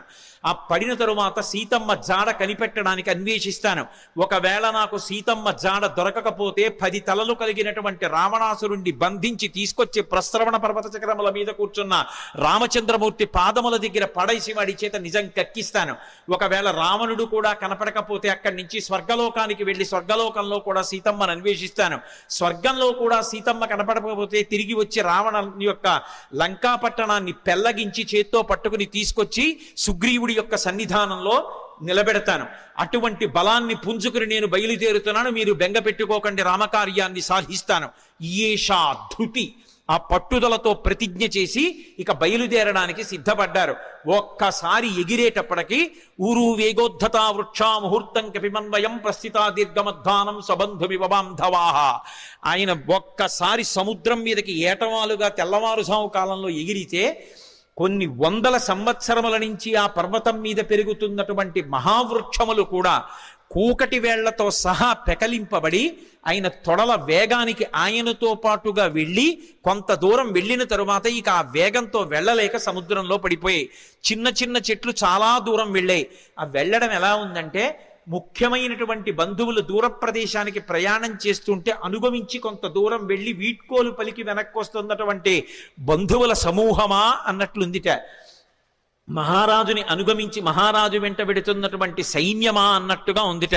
ఒక దాంట్లో నిర్బంధం, ఒక దాంట్లో ఐచ్ఛికం. బంధువులు వెళ్ళేటప్పుడు స్వచ్ఛందంగా వెడతారు, సైన్యం వెళ్ళేటప్పుడు రాజుని అనుగమించాలి, రాజాజ్ఞ. ఎలా వెడతారో అలా వెడుతున్నారు. అలా వెళ్ళి ఆ చెట్లన్నీ కూడా బరువైనటువంటి చెట్లు ముందు పడిపోయాయి, తేలికైన చెట్లు చాలా దూరం హనుమతో పాటు వెళ్ళాయి. ఇన్ని చెట్లు ఏకకాలంలో పైకి లేచిపోయి ఆయనతో పాటు వెళ్ళిపోతుంటే ఈ చెట్లకున్నటువంటి పువ్వులన్నీ కూడా పడిపోతే స్వామి శరీరం నిండా ఎక్కడ చూసినా పువ్వులు, ఆకులు, మొగ్గలు అలంకృతమైపోయాయి. అలంకృతమైపోతే ఆయన ఎలా ఉన్నారంటే, మెరుపులతో కూడుకున్నటువంటి మేఘం ఆకాశంలో ప్రయాణం చేస్తే ఎలా ఉంటుందో అలా ఉన్నారు. ఆ పువ్వులన్నీ కూడా సముద్రంలో పడ్డాయి. ఆ సముద్రంలో పడినప్పుడు ఆ సముద్రం అంతా పువ్వులతో కూడి నక్షత్రములతో కూడుకున్న ఆకాశం భూమి మీదకి వస్తే ఎలా ఉంటుందో సముద్రం అలా ఉంది. అంత వేగంతో ఆయన వెళ్ళిపోతున్నప్పుడు ఆ గాలి ఆయన యొక్క బాహుమూలములలోంచి అంటే సంకలలోంచి వెనక్కి వెడుతున్నప్పుడు విచిత్రమైనటువంటి రవం చేస్తోంది. యథేచ్ఛగా ఆకాశంలో వెళ్ళిపోతూ పిబన్నివ బభౌచాపి సౌర్మిమాలం మహార్ణవం పిపాస రివచాకాశం దదృశేష మహాకపి. ఆయన ఆ వెడుతున్నప్పుడు ఎలా ఉందంటే ఇలా పైకి చూస్తే మిరుపుల ముద్ద వెళ్ళిపోతున్నట్టుగా ఆకాశాన్ని ఎవరో తాగేస్తున్నారా అన్నట్టుగా ఉంది. ఆయన వెడుతున్నంతసేపు ఎంత దూరం ఆయన ప్రయాణం చేస్తే అంత దూరం సముద్రం చాప చుట్టినట్టు పైకి లేచి ఆయన శరీరం అలా వెళ్ళిపోగానే ఆయనకి తగులుతోందా అన్నట్టుగా పైకి లేచి విరిగి కెరటం పడిపోతోంది. అలా సముద్రం పైకి లేచిపోయి సంక్షోభాన్ని చెందుతోంది. పెద్ద పెద్ద చెట్లు పడిపోయాయి, కెరటాలన్నీ కదిలిపోతున్నాయి, సముద్రంలో ఉండేటటువంటి ప్రాణులన్నీ క్షోభ చెందాయి. ఒక పక్క మేఘమండలాన్ని చీల్చుకుంటూ మేఘాలలోకి వెడుతూ బయటికి వస్తూ తొంగి చూస్తూ చంద్రుడు ప్రయాణిస్తున్నాడా అన్నట్టుగా వెడుతున్నారు. ఆ వెడుతున్నప్పుడు సంధ్యాయా సమవిస్పృష్టం యథాతత్ సూర్యమండలం ముఖం నాసికయా తస్యా తామ్రయా తామ్రమా బభౌ. ముందు నుంచి చూస్తే ఎర్రటి ముఖం, పగడాల ముద్దలా ఉన్నటువంటి ఎర్రటి మూతి, వెనకాల చూస్తే గైరికాది ధాతువులతో ఉన్నటువంటి పర్వతం బద్దలైతే జేగురు రంగులో ఎలా ఉంటుందో అటువంటి పృష్ఠభాగం. ఆ తోక చూస్తే ఇలా స్తంభంలా నిలబెట్టారు. ఇంద్రధ్వజానికి పూజ చేసినప్పుడు ఇంద్రధ్వజాన్ని ఎలా నిలబెడతారో అలా నిలబెట్టారు. అప్పుడప్పుడు ఆ తోకని ఉంచి విసురుతున్నారు. అది ఎలా ఉందంటే గరుత్మంతుడు సముద్రం మీద వెడుతూ ఒక పావుని నోట కరుచుకుని వెడుతున్నప్పుడు అది గింజుకుంటే ఎలా ఉంటుందో ఆ తోక తిరగడం అలా ఉంది. ఒక్కొక్కసారి ఆ తోకని ఇలా వంచి తల మీద పెడుతున్నారు. ఆకాశంలో ఒక పెద్ద ఇంద్రధనస్సు ఏర్పడిందా అన్నట్టుగా ఉంది.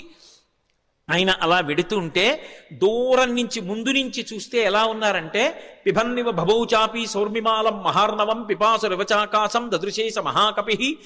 ఆ దూరం నుంచి పర్వతస్థా వివానలౌ, ఆ రెండు కళ్ళు కూడా ఎక్కడో పర్వతంలో చీకటిగా ఉన్న చోట రెండు నెగళ్ళు వేస్తే ఆ రెండు నెగళ్ళు రెండు అగ్నిహోత్రాలు రగులుతుంటే ఇక్కడి నుంచి చూస్తే ఎలా ఉంటాయో పచ్చగా ఉన్నటువంటి ఆయన కళ్ళు అలా ఉన్నాయి. అలా వెళ్ళిపోతున్నారు. ఆ వెళ్ళిపోతున్నప్పుడు అకస్మాత్తుగా సముద్ర జలాలన్నీ కూడా ఇలా చాప చుట్టినట్టు పైకి లేచి పడిపోతుంటే ఆ సముద్రంలో ఉన్నటువంటి ప్రాణులన్నీ ఒక్కసారి కనపడ్డాయి. తిమివక్రజుషాహ కూర్మాహ దృశ్యంతే వివృతాస్తథా వస్త్రాపకర్షకేణేవ శరీరాణి శరీరిణాం అంటారు మహర్షి.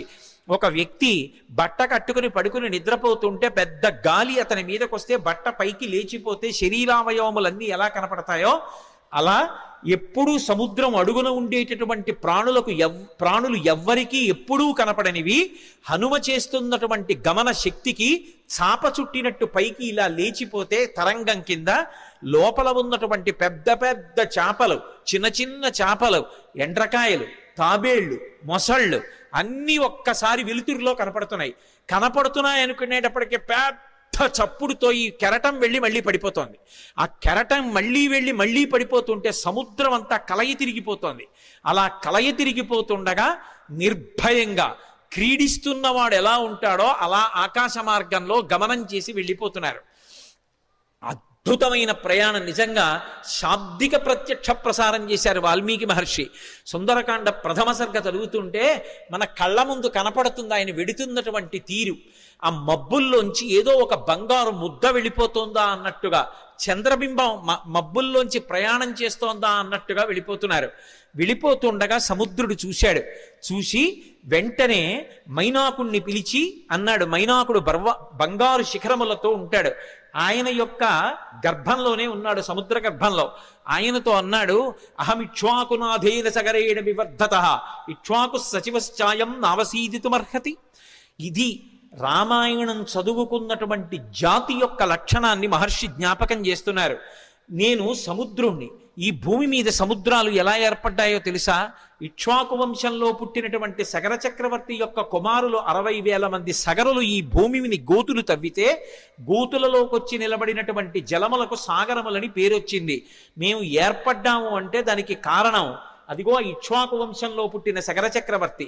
ఇవాళ ఆ ఇక్ష్వాకు వంశంలో పుట్టినటువంటి రామచంద్రమూర్తి యొక్క భార్య జాడ తెలియక ఆపద పొందితే రాముడికి సహాయం చెయ్యాలి అని ఆయన యొక్క సచివుడైనటువంటి స్వామి హనుమ నిరాధారమైనటువంటి ఆకాశ మార్గంలో ప్రయాణం చేసి వెడుతున్నారు.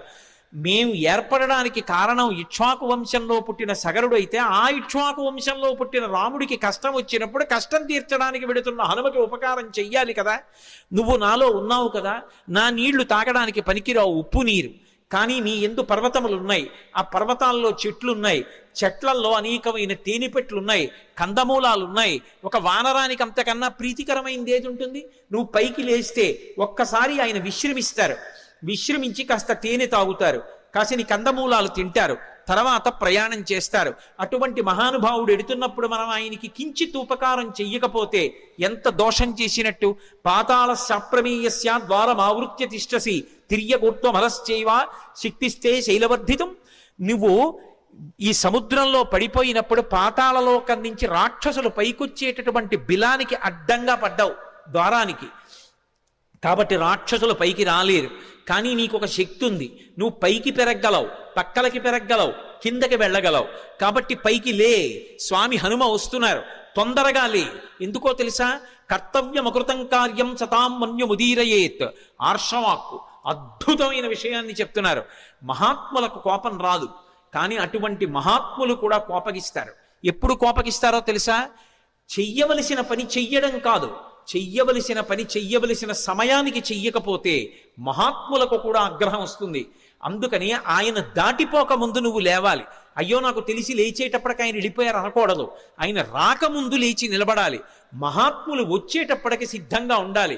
అందుకని వారు రాకముందు లేచి నిలబడు, అంజలి ఘటించు, స్వాగతం పలుకు, పలికి ఆయనకి విశ్రాంతికి స్థానం కల్పించు. అనగానే మైనాక పర్వతం సముద్రాన్ని చీల్చుకుని ఒక్కసారి పైకి లేచింది. వచ్చేస్తున్నారు హనుమ ఆకాశ మార్గంలో. అకస్మాత్తుగా ఆ శిఖరముల మధ్యలో బంగారం ఉంటుంది. బాలసూర్యుని యొక్క కిరణములు పడి తెల్లవారుజాము కాలమేమో మరింత శోభిస్తోంది. ఆకాశం అంతా బంగారు వర్ణం పొందేసింది. అకస్మాత్తుగా సముద్రంలోంచి శిఖరములు లేచాయేమో, సముద్ర రంగంతా కూడా బంగారు రంగు అయిపోయింది. ఆ శిఖరములు పైకి లేచాయి. దర్శయామాస శృంగాణి సాగరేణ నియోజిత శాతకుంభమైర్శృంగై సకిన్నరమహోరగై అంటారు మహర్షి. ఆ పర్వత శిఖరములు పైకి లేస్తే దాని మీద కిన్నరులు ఉన్నారు, దాని మీద భయంకరమైనటువంటి సర్పములు ఉన్నాయి, చెట్లున్నాయి, తేనెపట్లున్నాయి, కందమూలాలున్నాయి, బంగారంతో మెరిసిపోతున్నాయి ఆ శిఖరాలు. స్వామి హనుమ చూశారు, ఇదేమి ఇప్పటి వరకు లేనిది సముద్రంలోంచి అకస్మాత్తుగా బంగారు శిఖరాలు పైకి లేచాయే అని. మధ్యే లవణతోయస్య విఘ్నోయమితి నిశ్చిత. అకస్మాత్తుగా సముద్రంలోంచి బంగారు శిఖరాలు పైకి లేచాయంటే ఇది నేను చేస్తున్నటువంటి పనికి, నేను వెడుతున్న కార్యానికి విఘ్నం, నేను ఆగకూడదు అని వరసాపాతయామాస జీమూతమివమారుత. తన వక్షస్థలంతో కొట్టారు శిఖరాల్ని. అవి చూర్ణములై పొడి అయిపోయి పడిపోయాయి. సముద్రంలో పడిపోగానే ఒక్కసారి మైనాకుడు పురుష రూపాన్ని దాల్చి నిలబడ్డాడు. అంతరిక్ష స్థిత శ్రీమాన్ ఇదం వచనమబ్రవీత్. ఆకాశంలో నిలబడి స్వామి హనుమతో మాట్లాడుతున్నాడు. మహానుభావ, కృతీచ ప్రతికర్తవ్యం దేశధర్మ సనాతన సోయం తత్ ప్రతికారార్థీ తత్వసమ్మానమర్హతి అతిథి కిల పూజార్హ ప్రకృతోపి విజానత. ఈ జాతికి ఒక లక్షణం ఉంది, ఉపకారం చేసిన వాడికి ప్రత్యుపకారం చెయ్యాలి. ఒక ఉపకారాన్ని పొంది తిరిగి ప్రత్యుపకారం చెయ్యకుండా ఉపకారాన్ని మరిచిపోయిన వాడు ఎవరుంటాడో వాడు కృతఘ్నుడు. అటువంటి కృతఘ్నుడికి నిష్కృతి లేదు. కిష్కింధకాండలో కూడా స్వామి లక్ష్మణుడు అంటాడు, బ్రహ్మఘ్నైచ సురాపేచ చౌరీ భగ్నవ్రతీ తథా నిష్కృతిర్విహితా సిద్ధి కృతఘ్నో నాస్తి నిష్కృతి. బ్రహ్మహత్య చేసిన వాడికి, దొంగతనం చేసిన వాడికి, సురాపానం చేసిన వాడికి, ఒక వ్రతం చేస్తానని నీళ్లు ముట్టుకుని కూడా వ్రతం చెయ్యకుండా వ్రతభంగం చేసిన వాడికి ప్రాయశ్చిత్తం ఉందేమో కానీ చేసిన ఉపకారాన్ని మరిచిపోయి కృతఘ్నుడై బ్రతికేటటువంటి వాడికి మాత్రం నిష్కృతి లేదంటాడు. కాబట్టి కృతీచ ప్రతికర్తవ్యం దేశధర్మ సనాతన. ఉపకారం చేసిన వాడికి ఉపకారం చెయ్యొద్దు. నేను సముద్రంలో దాక్కున్నాను, దాక్కోవడానికి నాకు అవకాశం ఇచ్చి సముద్రుడు ఉపకారం చేశాడు. అంతేకాదు, నీ తండ్రి నాకు ఉపకారం చేశాడు. ఒకానొకప్పుడు పర్వతాలకన్నిటికీ కృతయుగంలో రెక్కలుండేవి. పర్వతములు ఎగిరి వెళ్ళి ఎక్కడ కావాలంటే అక్కడ దిగేవి. అలా దిగుతున్నప్పుడు గ్రామాలకి గ్రామాలు, మునివాటికలు నశించిపోతుండేవి. అందరూ హాహాకారాలు చేస్తే దేవేంద్రుడు తన వజ్రాయుధంతో పర్వతాలకు ఉండేటటువంటి రెక్కలు తరిగేశాడు. అలా తరిగేస్తున్నప్పుడు నా రెక్కలు కూడా తరిగేస్తాడని నేను భయపడి భయంతో రెక్కలు ఉన్నా ఎగరలేక ఉండిపోయాను. అప్పుడు నీ తండ్రి వాయుదేవుడు చూశాడు, మిత్రత్వాన్ని పాటించి అయ్యో రెక్కలున్నా ఎగరలేకపోతున్నాడని నన్ను ఎత్తి ఇంద్రుడికి కనపడకుండా తీసుకొచ్చి సముద్రంలో పడేశాడు. నేను వెళ్ళి రాక్షసుడు పైకొచ్చేటటువంటి బిలమార్గానికి అడ్డుగా పడ్డాను. ఇంద్రుడు ఓరకంట చూసి పోనీలే భయంతో కదలడు కాబట్టి బిలమార్గం మూసుకుంది, రాక్షసులు పైకి రారు, ఉభయత్రా ఉపకారం జరుగుతుందని ఊరుకున్నాడు. రెక్కలున్నా కదలలేక ఆనాటి నుంచి ఈనాటి వరకు సముద్రంలో పడున్నాను. నీ తండ్రి వాయుదేవుడు నాకు ఉపకారం చేశాడు, ఆ తండ్రికి కొడుకువి నువ్వు, ఆత్మావై పుత్రనామాసి. ఆయనకి ఉపకారం చేస్తే ఎంతో, ఆయన కొడుక్కి ఉపకారం చేస్తే అంతే. అందుకని నువ్వు వెడుతున్నప్పుడు నీకు నేను ఉపకారం చెయ్యొద్దు. అతిథి కిల పూజార్హ ప్రకృతోపి విజానత. అసలు ఒక అతిథి లభించడమే చాలా కష్టం జీవితంలో. అటువంటిది మహాప్రాజ్ఞుడు, నవవ్యాకరణ పండితుడు, స్వార్థం లేనివాడు, రామచంద్రమూర్తి యందు అపారమైన భక్తి కలిగినటువంటి నీ వంటి మహాపురుషుడు అతిథిగా లభించడం అంటే నేను పొందిన అదృష్టం. నిపత్య మమశృంగేషు విశ్రమస్వ యథాసుఖం. ఒక్కసారి నా పర్వత శిఖరముల మీద దిగవయా, కాసేపు విశ్రాంతి తీసుకో, ఇంత తేనె తాగు, కాసిని కందమూలాలు తిను, కించిత్ విశ్రమించు, మళ్ళీ బయలుదేరి వెళ్ళిపో అన్నారు. విన్నారు హనుమ. ఒక్కసారి నవ్వి, ప్రీతోస్మి కృతమాతిథ్యం మన్యురేషోపనీయతాం త్వరతే కార్యకాలో మే అహస్యాప్యతివర్తతే ప్రతిజ్ఞాతమయా దత్తానస్తాతం వ్యభిహాంతరే అంటారు. ప్రీతోస్మి కృతమాతిథ్యం, చాలా సంతోషం, మీరు నాకు ఆతిథ్యం ఇచ్చినట్టే, మీరు నాకు అన్నీ పెట్టినట్టే, కానీ అన్యురేషోపనీయతాం, మన్యువు పెట్టుకోకండి, అంటే కోపం పెట్టుకోకండి మనసులో. మీరు అన్న మాట నేను పాటించలేదని ఏమనుకోకండి, నేను ప్రతిజ్ఞ చేశాను. రామకార్యం మీద ఎక్కడా ఆగను, రామచంద్రమూర్తి విడిచిపెట్టిన బాణం ఎలా వెడుతుందో అలా వెడతానన్నాను. అలా వెడతానన్నవాడిని అలా వెళ్లకుండా మధ్యలో దిగి విశ్రాంతి తీసుకుని వెడితే రామబాణంలా వెళ్ళినట్టు ఎలా అవుతుంది? ఇది హనుమ యొక్క ప్రజ్ఞ. అంతటి ప్రాజ్ఞుడైన, అంత శక్తివంతుడైన కేవలం నా ప్రయత్నం చేత సాధిస్తాననరు. రామచంద్రమూర్తి యొక్క సహాయం కావాలి. యథా రాఘవ నిర్ముక్త శరస్వసన విక్రమ, రాముడు వదిలిన బాణంలా వెడతాను. రామానుగ్రహం ఉండాలి. ఎవడైనా జీవితంలో వృద్ధిలోకి రావాలనుకున్నవాడు తాను చెయ్యవలసిన పని తాను చేస్తూ, తన ప్రయత్నం తాను చేస్తూ, ప్రయత్నానికి పక్కన భగవంతుని యొక్క అండదండలు కూడా కలగాలని కోరుకోవాలి. భగవంతుని యొక్క ఏ అనుగ్రహం లేకుండా కేవలం తన ప్రయత్నం వలన సాధిస్తాననుకోవడం మూర్ఖత్వం. ఎప్పుడూ అలా సాధించలేడు. ఈశ్వరుని యొక్క అనుగ్రహం తోడు కావాలి. అందుకే నేను కాదు, రాముడి విడిచిన బాణంలా వెడతాను, రామానుగ్రహం నా యందు నిలబడాలన్నారు. అందుకే మహానుభావుడు నేను రామబాణంలా వెడతానని ప్రతిజ్ఞ చేసి మధ్యలో ఆగలేను. అవతల వేళ దాటిపోతోంది, తొందరగా వెళ్ళాలి. ఏమనుకోకండి, ఎంత మర్యాదగా మాట్లాడతారో. ఒక్కసారి ముట్టుకున్నారు. ప్రీతోస్మి కృతమాతిథ్యం, మీరు నాకు ఆతిథ్యం ఇచ్చినట్టే. ఒక్కసారి ఇలా చెయ్యి వేశారు, ముందుకి దాటి వెళ్ళిపోయారు. సమస్త భూతములు ఆశ్చర్యపోయే, ఏమి ప్రజ్ఞావంతుడు! ఉపాసకుడు ముందు దైవాన్ని ఉపాసన చేయడం మొదలు పెట్టగానే ముందొచ్చేటటువంటి ప్రతిబంధకం ఏమిటంటే నమస్కారం. వద్దు మహాప్రభో అన్నా సరే వచ్చి కాళ్ళ మీద పడిపోతారు. ఎక్కడ కనబడితే అక్కడ నమస్కారాలు చేస్తారు. ఇవన్నీ బాగానే ఉన్నాయి, నా అంతవాడు ఎవడుంటాడని లోకంలో అనుకున్నాడో చతికిల పడి జారిపోతాడు. కాదు కాదు, ఇవన్నీ నమస్కారాలు ఈశ్వరుడికి చెందుతాయి. నేనంతటి వాడిని నిమిత్త మాత్రం అనుకున్నవాడు ఎవరున్నాడో వాడు వృద్ధిలోకి వస్తాడు. అందుకే మైనాకుడంతటి వాడు బంగారు శిఖరములతో పైకొచ్చిన ముట్టుకుని మర్యాదగా వెళ్ళిపోయారు తప్ప అక్కడ దిగలేదు, నిలబడలేదు. ముందుకెళ్ళిపోయారు. చూశారు, మహర్షులు చూశారు, గంధర్వులు చూశారు, కిన్నెర కింపురుషులు చూశారు, సిద్ధులు చూశారు, సాధ్యులు చూశారు. గబగబా నాగమాత సురస దగ్గరికి వెళ్ళారు. వెళ్ళి ఆవిడితో అన్నారు, అమ్మా అమ్మా ఆశ్చర్యం, అయం వాతాత్మజ శ్రీమాన్ ప్లవతే సాగరోపరి హనుమాన్ నామ తస్యత్వం ముహూర్తం విఘ్నమాచర. అమ్మా ఆశ్చర్యం చూశావా?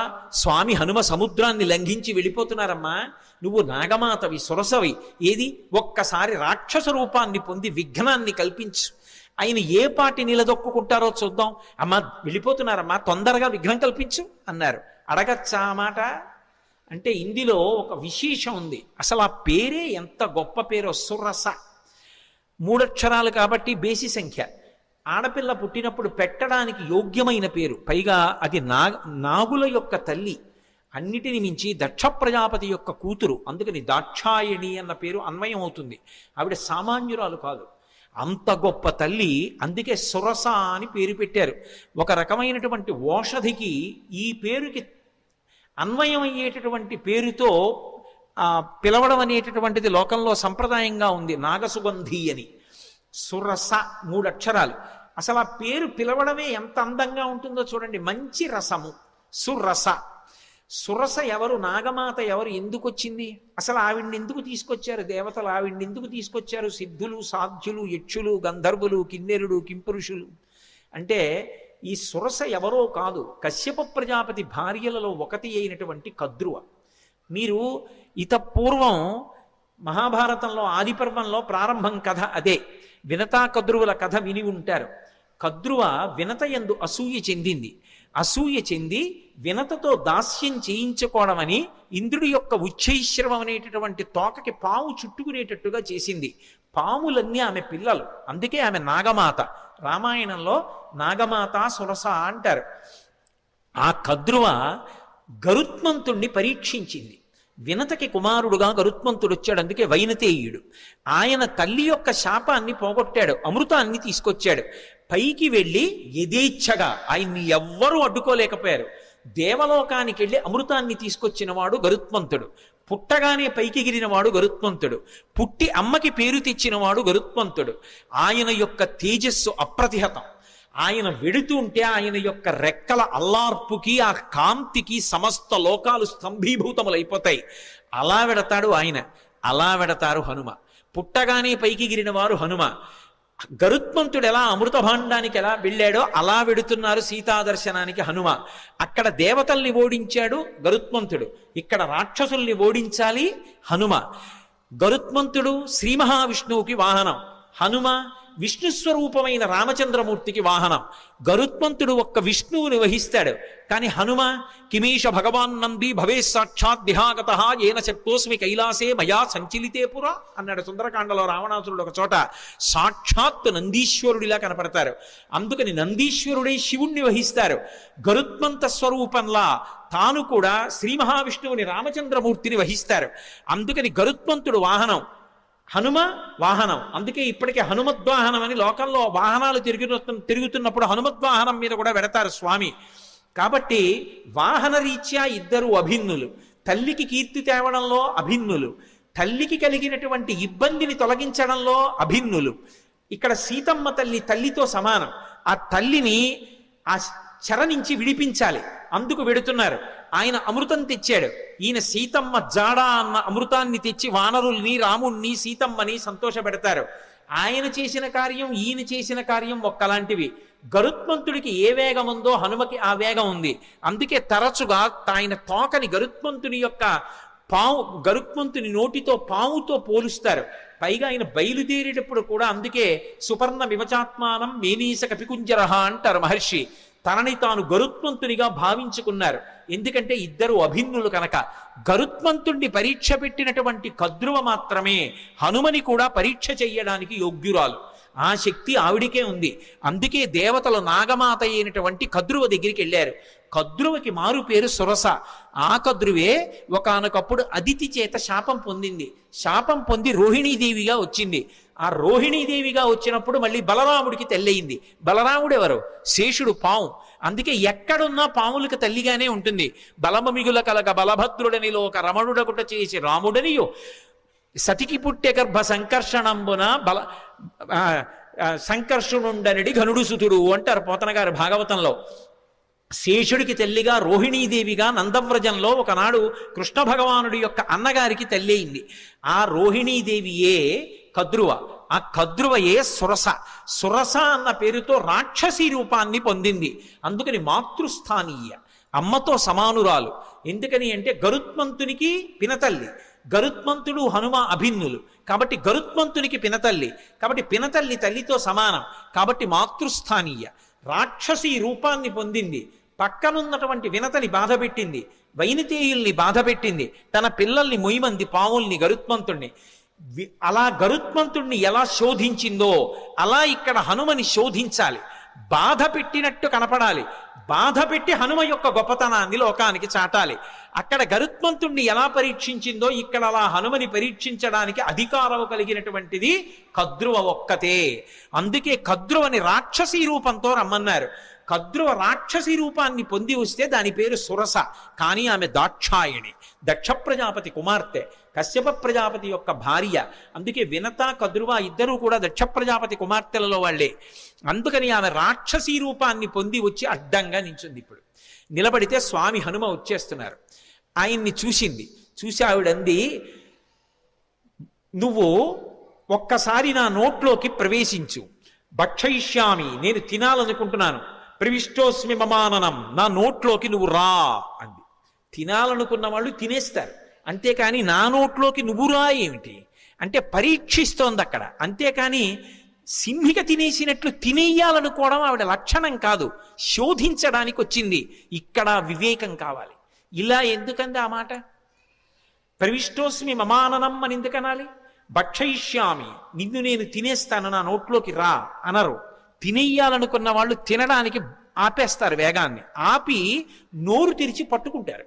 ఆవిడ నోరు తెరిచి పట్టుకోవట్లేదు, నోరు తెరిచి రా అంటోంది.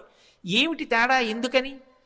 అది వివేకం అంటే. అది ఉందా హనుమకి? తట్టుకుంటారా రేపు లంకలో? ఇది పరీక్షిస్తున్నారు దేవతలు.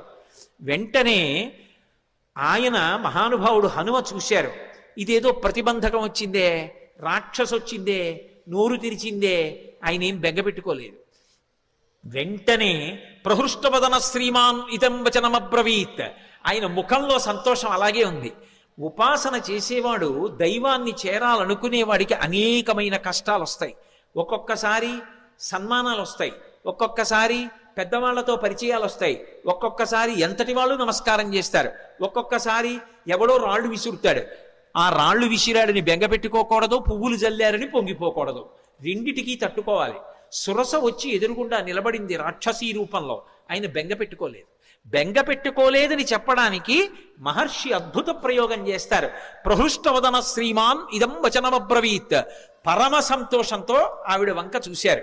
చూసి రామకథ చెప్తారు. హనుమ సుందరకాండలో 1కి 10 మాటలు రామకథ చెప్తారు, అందుకు వింటారు సుందరకాండ.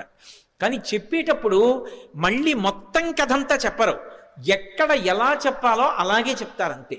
ఒక్కొక్క చోట సంక్షిప్తంగా చెప్తారు. ఈ పరిస్థితుల్లో రామకథ వివరంగా చెప్పడం కుదరదు. అందుకే ఎంత సంక్షిప్తంగా చెప్పారంటే, రామో దాశరథిర్నామ ప్రవిష్టో దండకాననం లక్ష్మణైన సహభ్రాత వైదేహ్యా చాపి భార్యయా అథవా మైథిలీం దృష్ట్వా రామంచా క్లిష్టకారిణం ఆగమిష్యామితే వక్త్రం సత్యం ప్రతిశృణోమితే అన్నారు. అమ్మా, దశరథ మహారాజు గారి కొడుకు రామచంద్రమూర్తి సీతమ్మతో కలిసి తండ్రిని సత్యమునందు నిలబెట్టడానికి అరణ్యవాసానికి వస్తే రాముడి భార్య అయిన సీతమ్మని రావణుడన్న రాక్షసుడు అపహరించాడమ్మా. ఆ సీతమ్మ జాడ కనిపెట్టడానికి వెడుతున్నాను, ఒక్కసారి సీతమ్మ జాడ తెలుసుకుని రామచంద్రమూర్తికి చెప్పి వచ్చి నీ నోట్లోకి వచ్చేస్తాను, నన్ను మన్నించమ్మా, వదిలిపెట్టు అన్నారు. ఆవిడ తినేస్తానంటలేదు, పట్టుకోవట్లేదు. ఆవిడంది కుదరదు, ఇది దేవతల వరం, అంటే నిన్ను పరీక్షించాలి, దేవతలు అడిగారు కాబట్టి నువ్వు నా నోట్లోకి వచ్చి వెళ్ళు అంది. నా నోట్లోకి వచ్చాక ఏమో నాకు ఆహారం అయిపోవచ్చు, నువ్వు పరీక్ష తట్టుకోలేకపోవచ్చు, కాబట్టి నా నోట్లోకి వచ్చి వెళ్ళు అంది. ఆయన అన్నారు, అలాగేనా అమ్మా, తప్పదా, అలాగే పెడతాను అన్నారు. పెద్ద శరీరం పెంచారు. ఆ శరీరం పట్టద్దు, ఆవిడ నోరు తెరిచింది. ఇంకొంచెం పెంచారు, ఇంకొంచెం నోరు తెరిచింది. ఆయన అపారమైన వివేకం ఉన్నవాడు, మహానుభావుడు హనుమంటే. సశింక్షిప్యాత్మనక్కాయం బభూవాంగుష్ఠమాత్రక, బొటన వేలంత చిన్నవారు అయిపోయారు అకస్మాత్తుగా. సురస పెద్ద నోరు తెరిచి ఇంకా పెంచుతారనుకుంటోంది. ఆయన బొటన వేలంతా అయిపోయి చటుక్కున లోపలికి వెళ్ళి బయటకు వచ్చేసారు. అమ్మా, ప్రవిష్టోస్మిహితే వక్త్రం దాక్షాయణి నమోస్తుతే గమిష్యే యత్ర వైదేహీ సత్యం జాసీధరస్తవ అన్నారు. అమ్మా, నీ నోట్లోకి వెళ్ళమన్నావు కదా, ప్రవిష్టోస్మిహితే వక్త్రం దాక్షాయణి నమోస్తుతే కనిపెట్టేశారు మహానుభావుడు. మహావివేకశాలి. అమ్మా, నువ్వు దాక్షాయణివి, దక్ష ప్రజాపతి కుమార్తెవి, కద్రువవి, సురసగా వచ్చావు, నన్ను పరీక్షిస్తున్నావమ్మా, నీకు నమస్కారం. నన్ను తినడం నీ ఉద్దేశ్యం కాదు, శోధిస్తున్నావంతే. అమ్మా, అనుగ్రహించమ్మా, నన్ను ఆశీర్వదించమ్మా, సత్యం దాసీధరస్తవా, నేను వెళ్ళి ఆ వైదేహీ జాడ కనిపెట్టాలమ్మా అన్నారు. పొంగిపోయింది ఆవిడ. గరుత్మంతుడిని ఎలా ఆశీర్వదించిందో అలాగే ఆశీర్వదించింది. అర్ధసిద్ధ్యై హరిశ్రేష్ట గచ్చ సౌమ్య యథాసుఖం సమాన ఈశ్వ వైదేహీం రాఘవేణ మహాత్మన. నాయనా, నీకు అభయం ఇస్తున్నాను, వెళ్ళు. సంతోషంగా బయలుదేరి వెళ్ళి సీతమ్మ జాడ కనిపెట్టి సీతారాముల్ని కలిపినవాడు హనుమ అనేటటువంటి అద్భుతమైన కీర్తిని పొందు అంది. సుందరకాండకున్న గొప్పతనం ఏమిటో తెలుసా? అక్కడ మైనాకుడు పైకొచ్చాడు. ఆయన ఏమి హనుమ ఆతిథ్యం పుచ్చుకోలేదు. పుచ్చుకోకుండా ఇలా ముట్టుకుని వెళ్ళిపోయారు. వెళ్ళిపోగానే పైకి తేలి ఉన్నాడు కదూ, ఇంద్రుడు వచ్చాడు. ఇంద్రుడు రాగానే తన రెక్కలు తరిగేస్తాడనుకున్నాడు మైనాకుడు. ఆయన అన్నాడు, వచ్చి చూసి, హిరణ్యనాభ శైలేంద్ర పరితిష్టోస్మితే భృజం అభయంతే ప్రయచ్ఛామి తిష్ట సౌమ్య యథాసుఖం అన్నాడు. ఓ మైనా కూడా నాకు తెలుసు నువ్వు సముద్రంలో ఉన్నావని, ఎప్పుడో అప్పుడు పైకొస్తావు, నీ రెక్కలు తరిగేద్దాం అనుకున్నాను, కానీ రామకార్యం మీద పెడుతున్న హనుమకి ఆతిథ్యం ఇవ్వడానికి నీ రెక్కలు తెగిపోయినా పర్వాలేదని పైకొచ్చావు, ఇవ్వాల నీకు అభయం ఇస్తున్నాను, నీ రెక్కలు తరగను, నువ్వు అలాగే సంతోషంగా కూర్చో, నీ జోలికి రానని వెళ్ళిపోయాడు. మీరు గమనించండి, రామకార్యం మీద వెడుతున్న వాడికి మాట సాయం చేస్తే సంపాతికి కాలిపోయిన రెక్కలు వచ్చాయి. రామకార్యం మీద వెడుతున్న వాడికి గుక్కెడు మంచినీళ్లు ఇవ్వలేదు, తాగలేదు. తాగమని అడిగినందుకు గాను ఉత్తర క్షణంలో ఉన్న రెక్కలు నిలబడ్డాయి భద్రంగా.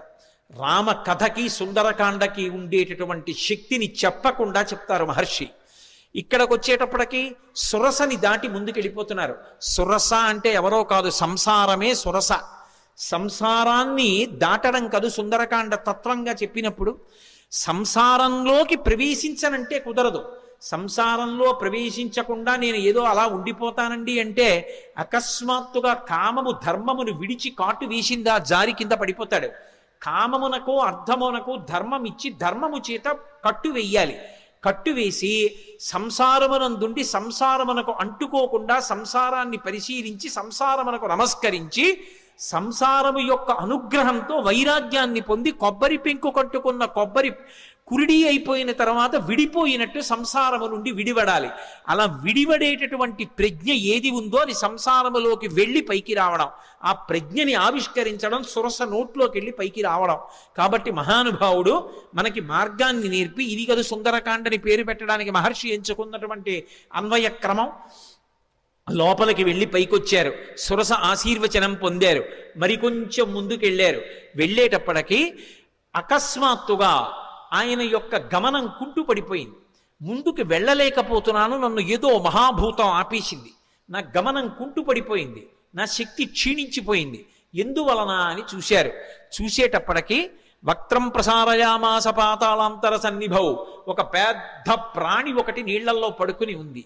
అది దానికి ఒక లక్షణం ఉంది. ప్లవమానంతు తం దృష్ట్వా సింహికా నామరక్షసి మనసా చింతయామాస ప్రవృద్ధా కామరూపిణి. ఇది మీరు జాగ్రత్తగా గమనించాలి. కిష్కింధకాండలో దక్షిణ దిక్కు కెడుతున్నప్పుడు వానరులందరినీ పిలిచాడు సుగ్రీవుడు. ఆయన్ని వాలి వెంట తరిమినప్పుడు భూమండలం అంతా తిరిగాడు. అందుకని ఆయనకి తెలుసు ఎక్కడే ఉందో.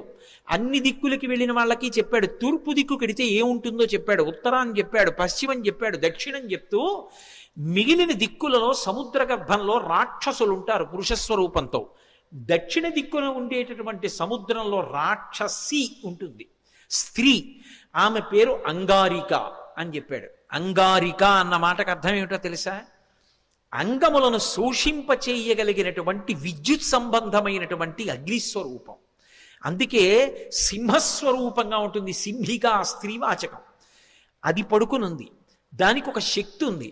అది చూసిందనుకోండి, ఆ చూసిన శక్తి చేత ఆపేస్తుంది, అవతల వాళ్ళ యొక్క శక్తి తనకి లాగేస్తుంది. అంత గొప్ప శక్తి సింహికది. అది లాగేసింది హనుమ యొక్క శక్తిని. ఆయన శక్తి కుంటుపడిపోయింది, ముందుకు వెళ్ళలేకపోయారు. ఆగిపోయి కిందకి చూశారు. ఏమి ఆపింది నన్ను అని చూశారు. ఒక్కసారి ఊర్ధ్వమూల మధశ్చైవ వీక్షమాణస్తత కపి దదృశీ మహత్సత్వా ఉద్దితం లవణాంభసి తదృష్ట్వా చింతయామాస మారుతిం వికృతానినం కపిరాజేన కథితం సత్వమద్భుత దర్శనం. ఓసారి కిందకి చూశారు, పైకి చూశారు, పక్కలకి చూశారు, నీటిలోకి చూశారు. పెద్ద నోటితోటి మహాప్రాణి ఒకటి పడుకునుంది. గమనించారు. ఓ, దీని గురించే సుగ్రీవుడు బయలుదేరే ముందు చెప్పాడు. ఒక మహాప్రాణి దక్షిణ సముద్రంలో కనపడుతుందని చెప్పాడు. అది పైన వెడుతున్న వాణ్ణి కూడా దూరం నుంచి చూసి కూడా వాడి శక్తిని లాగుతుందని చెప్పారు. ఇదేనమాట. దీన్ని ఉపేక్షించకూడదు. ఇది చంపే లక్షణం ఉన్నది. సురస చంపదు, ప్రవేశించి బయటికి వెళ్ళచ్చు, అనుగ్రహించడానికి వస్తుంది. సంసారం చంపేయడానికి రాదు. సంసారాన్ని సక్రమంగా వినియోగించుకోగలిగిన వాడు ధర్మం చేత అర్ధకామములను ముడివేసి చక్కటి వైరాగ్యాన్ని పొంది వానప్రస్థుగా మిగిలిపోయి ఈశ్వరుడికి దగ్గరవుతాడు. సంసారాన్ని ఉపయోగించుకోలేని వాడు సంసారం పెట్టిన పరీక్షకి లొంగలేక ఇది నేననుకుని బరువు పెంచుకుని సంసారమునందు మగ్నుడైపోతాడు. తట్టుకోగలిగిన వాడు సంసారంలోకి వెళ్ళి కామాన్ని అర్థాన్ని ధర్మంతో ముడిసి తరిస్తాడు. అందుకని అది పరీక్షిస్తుంది, అది అనుగ్రహిస్తుంది. అందుకు నమస్కరించారు. సింహిక అనుగ్రహించదు, చంపేస్తుంది. అందుకని దీన్ని విడిచిపెట్టకూడదనుకున్నారు. వక్త్రం ప్రసారయామాస పాతాళాంతర సన్నిభం సంక్షిప్య ముహురాత్మానం నిష్పపాత మహాబల. ఒక్కసారి శరీరం పెంచారు, మళ్ళీ సొరస పెంచినట్టే సింహిక కూడా పెద్ద నోరు తెరిచింది. చూశారు, ఒక్కసారి మళ్ళీ చిన్న రూపాన్ని పొంది లోపలికి వెళ్ళిపోయారు. సమస్త భూతములు భయపడ్డాయి, అమ్మో అది మింగేస్తుందని. వెళ్ళిపోయి సింహకి యొక్క మర్మావయవములు ఎక్కడ ఉన్నాయో చూశారు. మర్మస్థానములు, ప్రాణములు దేని మీద ఆధారపడి ఉంటాయో వాటిని మర్మస్థానములు అంటారు. అటువంటి మర్మస్థానములను చూశారు. ఆ గుండె, ఊపిరితిత్తులు అటువంటి వాటిని తుంచేశారు. తుంచేసి చటుక్కన పైకొచ్చారు. ఆ ప్రాణి నీటి మీద తేలిపోయి మరణించింది. చాలా సంతోషం అనుకున్నారు. పైనుంచి దేవతలు, గంధర్వులు, మహర్షులు అందరూ పుష్పవృష్టి కురిపించారు. బయలుదేరి మహానుభావుడు ముందుకి వెళ్ళిపోతున్నారు. ఈ సింహికా ఘట్టం తత్వత చాలా గొప్ప ఘట్టం. ఎందుకనంటే సముద్రానికి ఒక లక్షణం ఉంటుంది. సముద్రం లోపల బడబాగ్ని ఉంటుంది. ఆ బడబాగ్ని ఉంటుందని మనకి శాస్త్రవాక్కు. అది సంక్షుభితం అవుతుంది. సముద్రం లోపల విశేషమైన కదలికలు వచ్చాయనుకోండి, ఆ కదలికలకి ఏం చేస్తుందంటే అది ఒక మహాశక్తిని ఆవిర్భవింపచేస్తుంది. ఆ మహాశక్తి మెల్లమెల్లగా సముద్రంలో ఏర్పడి విస్తరిస్తుంది. విస్తరిస్తూ అది ప్రచండ వేగంతో బయటికి వస్తుంది. వచ్చినప్పుడు అది బడబాగ్ని రూపంలో, విద్యుతాగ్ని అంటారు, ఆ విద్యుతాగ్ని రూపంలో బయటికి వస్తోంది అనుకోండి. వస్తున్నప్పుడు అది అవతల వాళ్ళని లాగేస్తుంది తన శక్తి చేత. మీకు నేను ఒక్క ఉదాహరణ చెప్తే పట్టుకుంటారు. ఆకాశంలోంచి పిడుగు పడుతోంది అనుకోండి. పిడుగు పడుతున్నప్పుడు టీవీ చూస్తున్నారు అనుకోండి, అది మన ఇంటికి చాలా దగ్గరగా పడితే యాంటెన్నా లాక్కుంటుంది.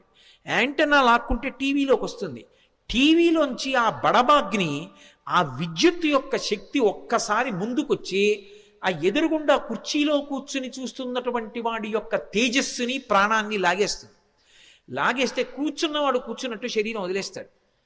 ఓ 2 సంవత్సరాల క్రితం కాకినాడ పట్టణంలో అలా జరిగింది కూడా ఒకరికి. అది దానికి ఉన్న శక్తి, అది కేవలం చూసి, అంటే దాని యొక్క శక్తి ప్రసరణం చేస్తా ఆపేస్తుంది, లాగేస్తుంది, శక్తిని లాగేసుకుంటుంది. అటువంటి శక్తికి సింహిక అని పేరు. అది రాక్షసీ శక్తి. దాన్ని ఆపడం కుదరదు, దాని లోపలికి వెళ్ళడం కుదరదు. దాన్ని పూజించి పరీక్షించి దాని చేత అనుగ్రహాన్ని పొందడము సాధ్యం కాదు. దాన్ని భంజించాలంతే. అది ఎవరి జోలికి రాలేదు అంటే మహాత్ముల జోలికి రాలేదు. అందుకే మీరు నన్ను బాగా నమ్మండి, పెద్ద పెద్ద పెను తుఫానులు కూడా ఏ ప్రాంతాల జోలికి రావంటే మహాత్ములు ఉన్న జోలికి రావు. అంటే పెను తుఫానులు వచ్చిన చోట మహాత్ములు లేరని నేను సిద్ధాంతాలు చేశానని మీరు అనకూడదు. నేను ఈ మాట ఎందుకు చెప్తున్నానంటే, ద్వైతమత ప్రవర్తకులైనటువంటి వ్యాసరాయల వారు ఒకసారి సముద్రపు ఒడ్డున పెడుతున్నారు. పెద్ద తుఫాను వస్తోంది, ఓడ ఊగిపోతోంది సముద్రంలో, ఇక మునిగిపోవడానికి సిద్ధంగా ఉంది. విదేశస్థుడు ఒక ఆయన ఓడకి నాయకుడిగా ఉన్నాడు. ఇక ఓడ మునిగిపోతుంది. ఆయన దూరంగా ఒడ్డున చూశాడు. కాషాయాంబరవలను ధరించి వెడుతున్నారు మహానుభావుడు. వ్యాసరాయల వారు కాదు, మధ్వాచార్యుల వారు. మధ్వాచార్యుల వారిని చూశాడు. ఈ దేశంలో కాషాయ వస్త్రం కట్టుకుని వెడుతున్న వాళ్ళు అన్నీ విడిచిపెడతారు, కానీ పరమశక్తివంతులై ఉంటారు ఈశ్వరుణ్ణి ఉపాసించి.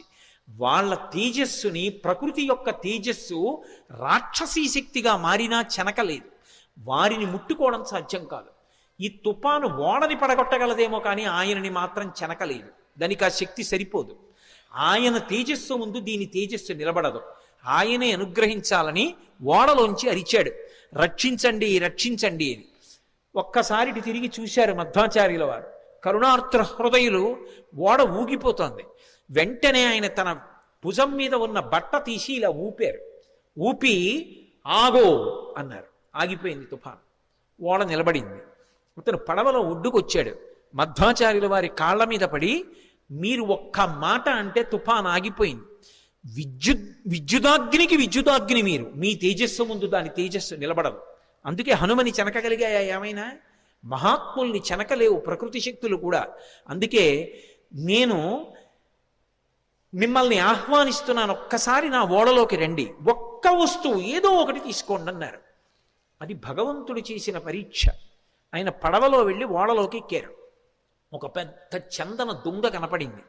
ఇది ఎందుకు తీసుకెడుతున్నావు అని అడిగారు. ఏమో నాకు తెలియదు, చందనపు పెద్ద ముద్ద, ఇది పట్టుకెడదామనిపించి ఓడలో పెట్టుకున్నానన్నాడు. ఈ చందనపు ముద్ద నాకు ఇచ్చేయమన్నారు. తీసుకెళ్ళి ఉడుపి క్షేత్రంలో ఇప్పుడు ఎక్కడైతే ద్వైతమతం ఉందో అక్కడికి తీసుకెళ్ళి కోనేటిలో కడిగారు. ఆ లోపల కృష్ణ పరమాత్మ యొక్క మూర్తి బయటికి వచ్చింది. అది ఎక్కడిది అంటే, రుక్మిణీదేవితో కృష్ణ పరమాత్మకి కళ్యాణం అయిపోయిన తరువాత ఒకప్పుడు రుక్మిణీదేవి కోరుకుంది, కృష్ణ నీ బాల్య క్రీడలు చాలా గొప్పగా చెప్తారు, పెద్దవాడి అయిపోయిన తర్వాత అంతా కూడా రాజకీయంతో రాయబారాలు నడిపావు, కానీ నీ బాల్య చేష్టలు బాగుంటాయంటారు, ఏది నాకు ఆ బాలకృష్ణుడిగా కనపడమంది. ఆయన దేవశిల్పిని పిలిపించి తన యొక్క బాలకృష్ణుడి విగ్రహం తానే చెక్కించాడు. చెక్కించిన మూర్తిని రుక్మిణీదేవికి ప్రసాదించాడు. కాలగమనంలో అది కలియుగంలో ఉడిపి క్షేత్రం దగ్గరలో సముద్రం దగ్గర ఉండిపోతే చందనపు ముద్దలో ఉండిపోయింది. దాన్ని తీసుకెళ్ళిపోతున్నారు విదేశాలకి. అది మధ్వాచార్యుల వారి దృష్టిని ఆకర్షించింది. ఆ మూర్తిని కడిగి తీసుకొచ్చి ప్రతిష్ఠ చేశారు. అందుకే ఇప్పటికీ ఉడిపి క్షేత్రంలో అలంకారం అర్చకులు చెయ్యరు. పీఠాధిపతి వెళ్ళి కూర్చుని ధ్యానం చేస్తారు. ధ్యానం చేస్తే మనసులో కృష్ణ పరమాత్మ కనపడతాడు. కనపడి తాను ఆ రోజున ఎలా అలంకారం పొందాలనుకుంటున్నాడో కనపడి ఓసారి కదులుతూ ఆడి చూపిస్తాడు. వెంటనే పీఠాధిపతులు చెప్తారు, ఇవాళ ఇలా అలంకారం అవ్వాలని. తెర వేసి అలంకారం చేసి తెర తీస్తారు. ఆ అలంకారంలో దర్శనమిస్తాడు. మహానుభావుడైనటువంటి మధ్వాచార్యుల వారి యొక్క ఉత్తరీయం ఊపినంత మాత్రం చేత ఒక తుఫాను ఆగిపోయిందే. ఈ దేశంలో ఉపాసకులు, ఉపాసనా బలం ఉన్నవాళ్ళు ఎంతటి శక్తివంతులో చెప్పడానికి ఇంతకన్నా ప్రమాణం ఇంకొకటి కావాలా? ఉడిపిలో ఇప్పటికీ పూజింపబడుతున్న కృష్ణ భగవానుడు దానికి సాక్ష్యం కాదా? మహానుభావుడు, నవవ్యాకరణ పండితుడు, సూర్యుని యొక్క శిష్యుడు, వాయుపుత్రుడు, బ్రహ్మగారి వరం పొందినవాడు, అపారమైనటువంటి తపశ్శక్తి సంపన్నుడు, విజితేంద్రియుడు, అటువంటి స్వామి హనుమని తుఫాను చెనకగలదా? ఆ సింహికారూపం చెనకగలదా? అందుకే అది ఆయన చేత సంహరింపబడింది. సంహరించే వాటిని, ప్రమాదములు తెచ్చే వాటిని కూడా నిలబెట్టగలిగిన ప్రజ్ఞ కలిగినటువంటి మహాపురుషులు ఈ దేశంలో ఉన్నారనడానికి రామాయణం ప్రబల సాక్ష్యం. వెంటనే సింహికా సంహారం చేశారు, ముందుకెళ్ళిపోయారు. తతస్సలంబ సగిరే సమృద్ధే విచిత్రకూటే నిపపాతకూటే. లంబ పర్వతము అనబడేటటువంటి పర్వతం, ఆ పర్వతం మీద దిగారు. దాని నిండా సెలయేళ్ళు, అనేకమైనటువంటి చెట్లు. ఒక్కసారి దిగి తన ఒంటి వంక చూసుకున్నారు. ఓహో, రామానుగ్రహం ఉండాలి, కానీ ఇటువంటి నూర్లు ఎన్నైనా దాటుతానన్నారు. మీతో నేను మనవి చేశాను, సుందరకాండ మీద ప్రవచనం చేసేటప్పుడు ఏదో ఒక మంగళప్రదమైనటువంటి ఘట్టం దగ్గరికి వస్తే తప్ప ఆపకూడదు. మిగిలినవి నేను సమయం చూసుకుని ఆపగలను, కానీ సుందరకాండ ప్రవచనం అలా చేయడానికి వీల్లేదు. సుందరకాండ ప్రవచనం చేస్తే మంగళప్రదమైన ఘట్టం దగ్గర ఆపాలి. అందుకే స్వామి 100 యోజనముల సముద్రాన్ని దాటి ఆవలి ఒడ్డుకి దక్షిణ తీరాన్ని చేరి లంబపర్వతం మీద దిగి సంతోషంగా ఉన్నారు. లంకాపట్టణాన్నంతటినీ చూస్తున్నారు. మొదటి రోజు ఆయన చేసినటువంటి కార్యము సఫలీకృతమైంది అన్న శుభవార్త దగ్గర ఇవాల్టి ప్రవచనాన్ని పూర్తి చేస్తున్నాను. ఈ సందర్భంగా నేను మీతో ఒక మాట మనవి చేయవలసి ఉంటుంది. సుందరకాండలో మొదటి రోజు జరిగేటటువంటి ఘట్టములు పరమశక్తివంతములు, అందులో తిరుగులేదు. ఎందుకంటే మొట్టమొదటి రోజు జరిగేటటువంటి ఉపన్యాసం అంతా కూడా ఇవాళ చెప్పినటువంటిది నేను ఎన్ని సర్గలు చెప్పానో తెలుసా? ఎంతో కష్టపడి ఎన్నో శ్లోకాలు వదిలేసి గబగబా పరిగెడితే ఒక్క సర్గ నేను పూర్తి చేశా. ఒక సర్గ అయింది ఇప్పటికి. అసలు నిజానికి ఒక శ్లోకంలో ఒక పాదం అయితే గొప్ప, అటువంటిది ఒక సర్గ పూర్తి చేశాను. అందుకే సిద్ధి సర్గలు వస్తాయి. సిద్ధి సర్గలు వస్తే పరమశక్తివంతం అంటారు. సుందరకాండ అంతా పారాయణ చేసినా, అంతా విన్నా, సశాస్త్రీయంగా పూజ చేస్తే ఏ ఫలితం వస్తుందో సిద్ధి సర్గ కోసం పెడతారు, సుందరకాండ కోసం. రేపు బహుశః అన్న మాట ఎందుకు అంటున్నానో తెలుసా? నా మీద నాకు కూడా నమ్మకం ఉండదు. ఎందుకంటే సిద్ధి సర్గ వరకు చేరడం అంటే మాటలు కాదు. రేపటికి సిద్ధి సర్గ పూర్తి అవ్వాలి, లేకపోతే 5 రోజుల్లో పూర్తి చెయ్యాలి. బేసి సంఖ్యలో అవ్వాలి సుందరకాండ. 5వ రోజుకి నేను పూర్తి చేయలేకపోయాను అనుకోండి, నేను ఇంకో 2 రోజులు ఉండాలి. నా తర్వాత కార్యక్రమాలన్నీ రద్దు చేసేయాలి. చేసేసి 2 రోజులుండి 7వ రోజు పట్టాభిషేకం చెప్పాలి. అందుకని 5వ రోజుకి నేను పట్టాభిషేకం చేరాలి. అంటే రేపటికి సిద్ధిసర్గ చేరాలి. సిద్ధిసర్గ అంటే హనుమ సీతమ్మని దర్శనం చెయ్యాలి. ఆ హనుమ సీతమ్మని దర్శించిన, సీతమ్మ హనుమని చూసిన రెండూ సిద్ధిసర్గలే రామాయణంలో. పరమశక్తివంతమైనటువంటి సర్గలుగా చెప్తారు.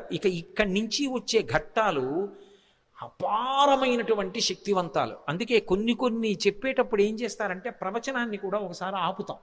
ఆపి 10 మందికి, ఇంతమంది వింటున్నప్పుడు అందరి యొక్క క్షేమం కోసం, ఆ తేజస్సు ప్రవేశించడం కోసం కొబ్బరికాయ కొట్టి నైవేద్యం పెట్టి హారతిచ్చి చూపించి మళ్ళీ కలుపుతారు ప్రవచనాన్ని.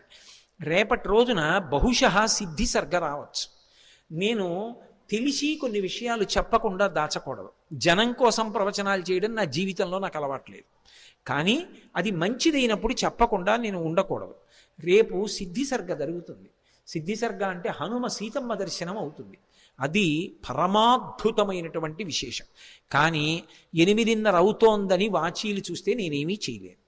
ఎందుకనంటే నాకు కూడా అంత తేలికైన విషయమేం కాదు. ఎంత అలసట కలుగుతూ ఉంటుందో అన్ని గంటలు మాట్లాడడం అంటే. అయినా ఒక్కొక్కటి చెప్పడమే నా జీవితానికి సార్థక్యం. అంతకన్నా ఏం కావాలి ఈ జీవితానికి అని చెప్పడం తప్ప ఏదో ప్రయోజనం కోసం కాదు. కాబట్టి రేపటి రోజున సిద్ధిసర్గ. అందున విశేషించి రేపటి రోజు ఎటువంటి రోజు? రేపేం వారం? ఏం వారం? శుక్రవారం. శుక్రవారం దేంతో కలిసింది? పౌర్ణమి వెళ్ళిన పాడ్యమి. పౌర్ణమి వెళ్ళిన పాడ్యమి శుభం పలుకుచుండు అని శాస్త్రంలో. అటువంటి పాడ్యమి నాటి శుక్రవార ప్రదోష వేళలో సుందరకాండ చెప్పి సిద్ధిసర్గ పూర్తి చేస్తాను బహుశः, సీతారామ అనుగ్రహంగా, హనుమద్ అనుగ్రహంగా. కాబట్టి రేపు ఖచ్చితంగా 6:30 ప్రవచనం మొదలైపోతుంది. అంటే వీలైతే నేను 5 నిమిషాల ముందు మొదలు పెట్టేస్తాను. ప్రార్థనా శ్లోకాలు పూర్తి చేసి 6:30కి మొదలు పెట్టేస్తాను. తదనుగుణంగా మీ అందరూ వచ్చి మీ స్థానాల్లో కూర్చోవలసిందిగా మీకు మనవి చేస్తూ